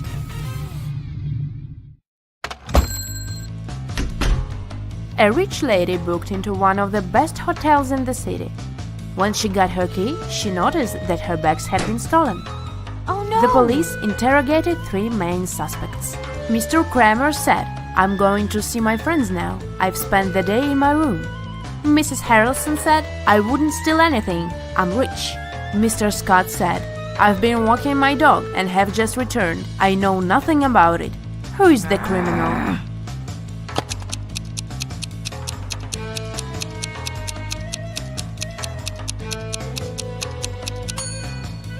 Have you noticed the sign, "No pets allowed," on the hotel door? This hotel has a no pets policy, so Mr. Scott couldn't walk his dog. They wouldn't have checked him in with one. Riley is studying abroad and has a boyfriend her family doesn't know about. Her parents don't approve of dating until she graduates. Riley spent the semester break with her boyfriend on his family's farm, but she told her parents that she had been in New York with her friends. When her mother asked for photos, Riley photoshopped herself into one of her friend's photos. When her mom saw the photos, she understood that Riley had lied. How?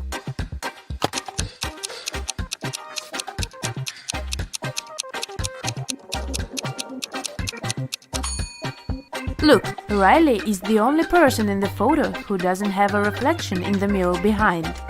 This is what gave her away. Mrs. Brown is the owner of an apartment building with a no-pet policy. Not even fish are allowed. One night she hears a dog barking on the floor above her apartment. The next day she inspects 2 apartments upstairs. In which apartment does the dog live?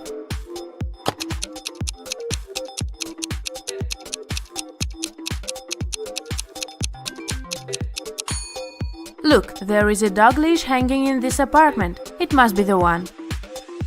Even after the tenant with the dog had moved out, Mrs. Brown kept hearing some barking. She thought it was phantom noises, but a week later she decided to check 2 more apartments. Take a close look at them and try to figure out if a dog leaves one of them.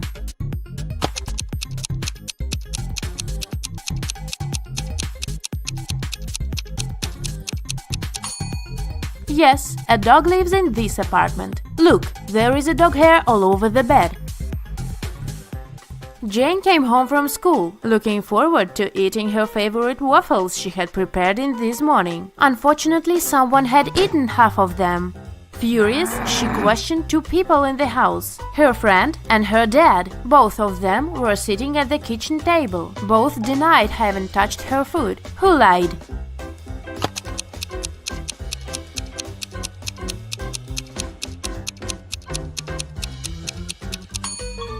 Her father lied. Look, there are waffle crumbs in his mustache. Alice participated in a game show and she won 3 exclusive gifts: a Dolce & Gabbana wallet, a backpack from Dior, and a Tesla. But here is a catch. She is to pick her presents herself by choosing between the original and a replica. Can you help her pick the correct prizes? Here are 2 Dolce & Gabbana wallets. One of them is the original and the other is a replica. Which one should Alice choose?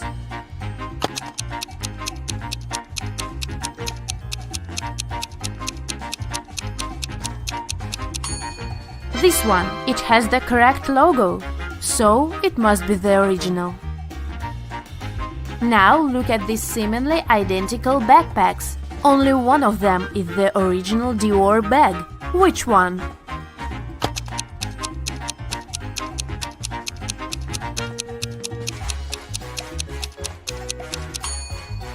This one. This logo is correct. And finally, the car. Let's see if you remember the Tesla logo.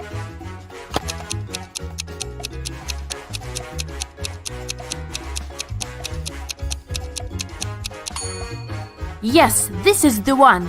Great job! Daniela graduated from FBA Academy and applied for a job at several secret agencies. She got an acceptance letter from one of them, but it didn't contain any instructions. In the end, there was a number. She tried to call it, but it turned out it didn't exist. Take a look at the acceptance letter. Can you help Daniela figure it out?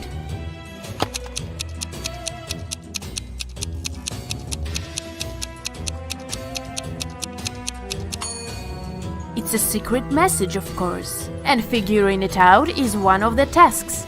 Daniela should pay attention to the highlighted words. Then, from each of them, she should take the letter that corresponds with the number at the bottom of the page. If she does it, she'll see Small Lake at 11. Daniela got the job, and now she's on her first case. Amelia's cat was stolen, and she asked Daniela to find it. Daniela paid a visit to several neighbors and questioned them. Jake said, "I have 2 dogs. I wouldn't steal a cat." Mike said, "I don't like animals, so I'd never get a pet." And Jessica said, "I'm not even allowed to have pets in this apartment." Who stole Amelia's cat?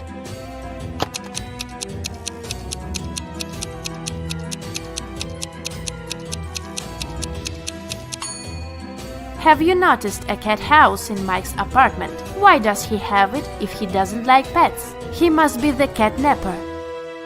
Another day, another crime. Daniela was following a shoplifter who had stolen an expensive purse from a Louis Vuitton store. Suddenly, the criminal entered a hospital and disappeared into the crowd. Daniela went inside. She saw 3 visitors. One of them must be the shoplifter pretending to be a patient. Can you tell who it is?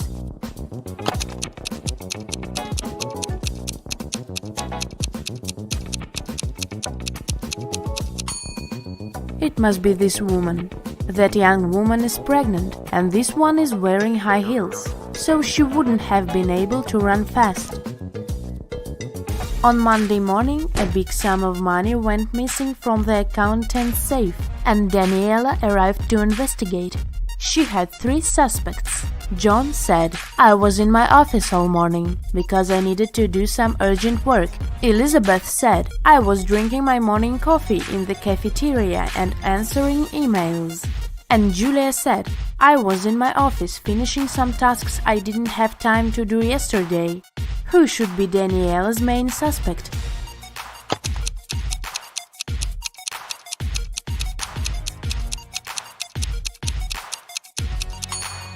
Julia. She mentioned some tasks left from the day before, but it was Sunday.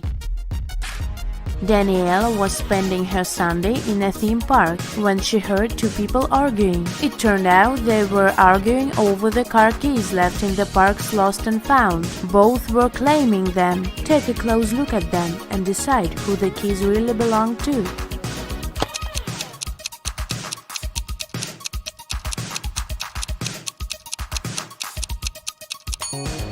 The guy is blind, so the car keys must belong to this woman. Danielle stayed in the park and she had to crack some more cases that day. She needs your help, so have a look. Another lost and found item is this iPhone. Who do you think it belongs to?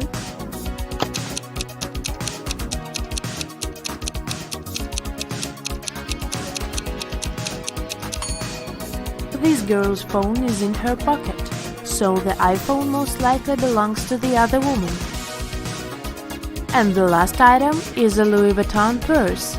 Two girls are claiming it, but who is the rightful owner?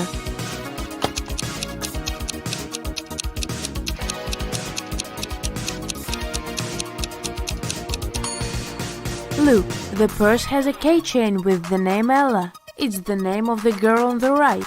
At least that's what her name tag says, so the purse must belong to her. Ned works in a club.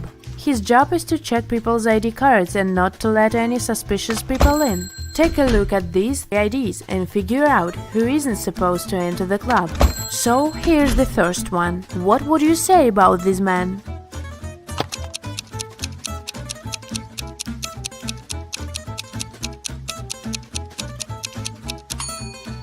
Don't let him in. The man was born on the 3rd of February, but this date doesn't even exist.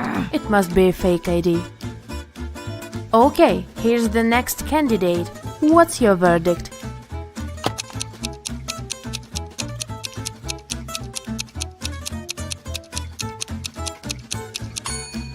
He seems fine. He can come in.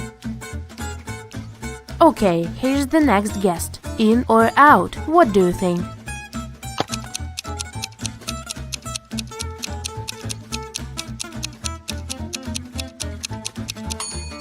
She seems fine for me. Okay, next. Luke, what is your decision regarding this one?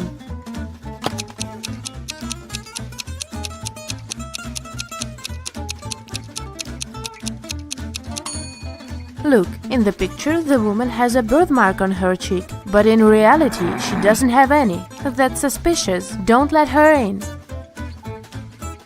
Okay, another one for you.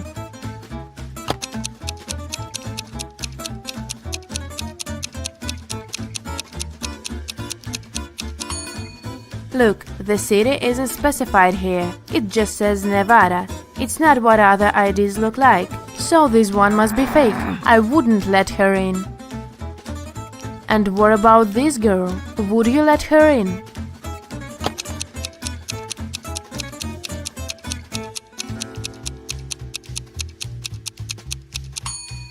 She seems alright. Green light.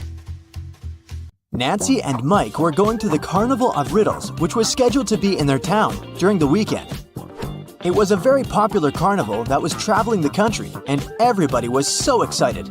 So, when they arrived, they saw a very long line, and it seemed like they had to wait for many hours to be able to get in.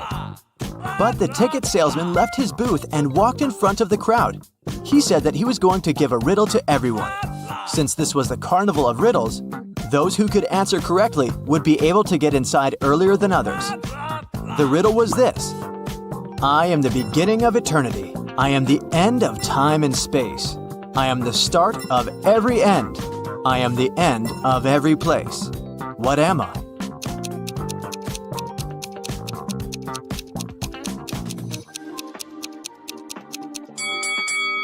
The answer is the letter E. Nancy and Mike were so happy that they knew the answer and didn't have to wait to get in. but even though they were able to move in front of the line, they still had to pay for the tickets. But they were so expensive. The salesman offered them another riddle. If they could answer it, he would give them a 50% discount. I have an X number of candy apples. If I count them by threes, the remainder is 2. If I count them by fives, the remainder is 3. If I count them by sevens, the remainder is 2. How many candy apples do I have? Mike was kind of a genius, so he knew the answer immediately. Do you?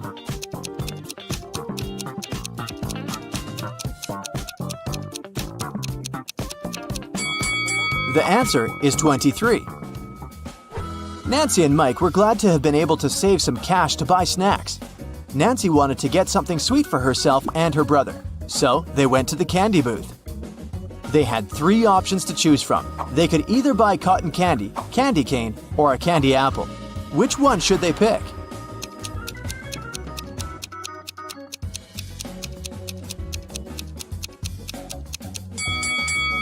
Take a closer look at the cotton candy. There's a teeny tiny spider stuck inside. Yikes! And did you notice that little apple worm inside the candy apple? That's never good. So, they should buy the candy cane.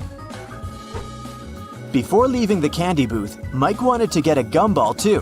However, when he inserted his coin into the gumball vending machine, he realized that something was strange. Hey! Do you see it too?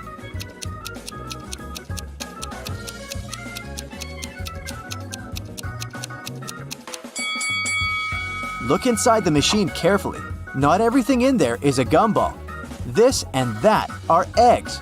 How weird is that? Hey!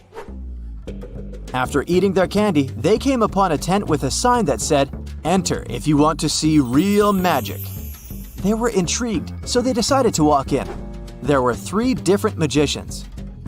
The first was holding cards in his hands. Then he made them disappear. The second one also had cards, but he was making them levitate. And the third one put a pen through a card, but the card was unharmed after. Only one of them was capable of real magic, and the others were just doing tricks. Can you tell who?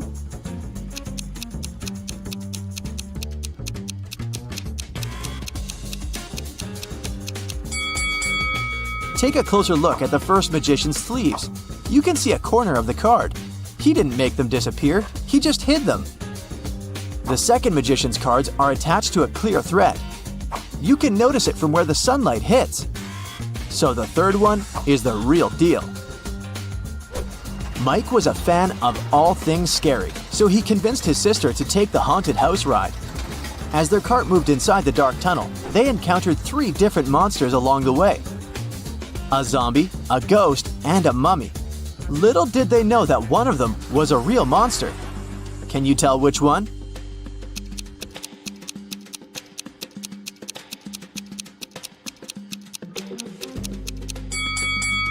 Take a look at the zombie. Its makeup is kind of melting, which means that it must be an actor. As for the mummy, look at his ankle. His skin slightly shows under all that mummy gauze. So he must be a dressed-up actor as well. That makes the ghost the real monster. So creepy. Nancy didn't enjoy the haunted house ride. She wanted her next ride to be something relaxing, so she chose the carousel.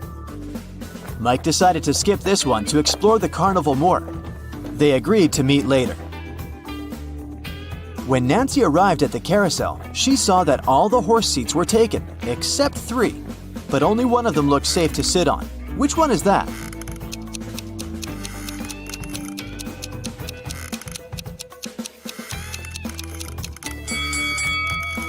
The second horse mount is cracked. It's not wise to pick that one.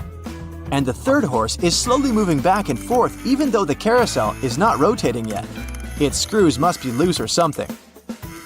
So she should choose the first one. It's the cutest one anyway. As Nancy was enjoying the carousel, Mike decided to check out the Hall of Mirrors. The information board said that only one person was allowed inside. Mike entered and had so much fun enjoying all the funny reflections of himself on the weird mirrors. But then, suddenly, he screamed with fear. Why is that?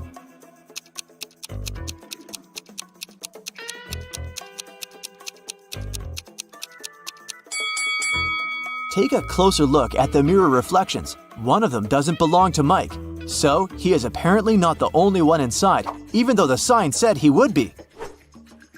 Mike was so scared of the unexpected reflection, he ran out of the Hall of Mirrors immediately, but as he did, he tripped on a stone and twisted his ankle. So he decided to visit the first aid tent to get some ice. When he walked in, he saw that the nurse was in panic and in no condition to help him out because there were 3 pregnant women sitting in front of her, all claiming they were going to give birth now. However, Mike noticed that one of them was lying and faking her pregnancy. Can you tell who?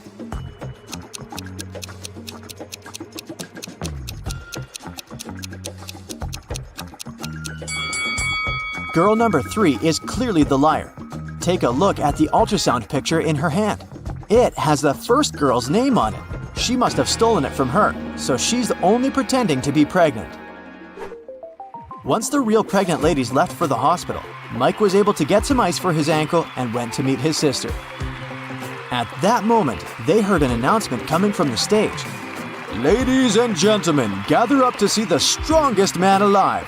Don't believe me? I'm not lying. Here he comes. See him with your own eyes."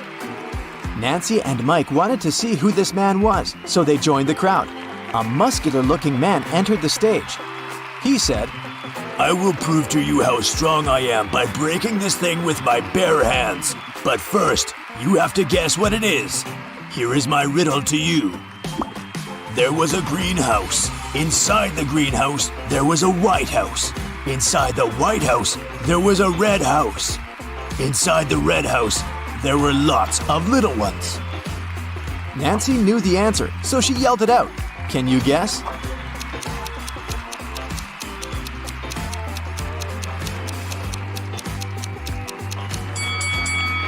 It's a watermelon, and the strongman was able to break it with his bare hands indeed. So cool! Nancy and Mike were tired, so they decided to call it a day and go home. But before that, they wanted to get a souvenir from the carnival. They picked a beautiful fridge magnet.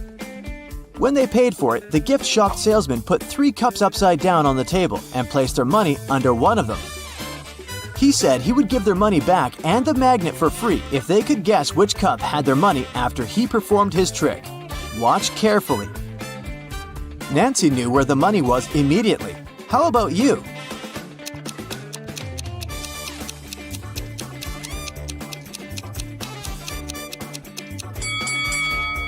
It's here.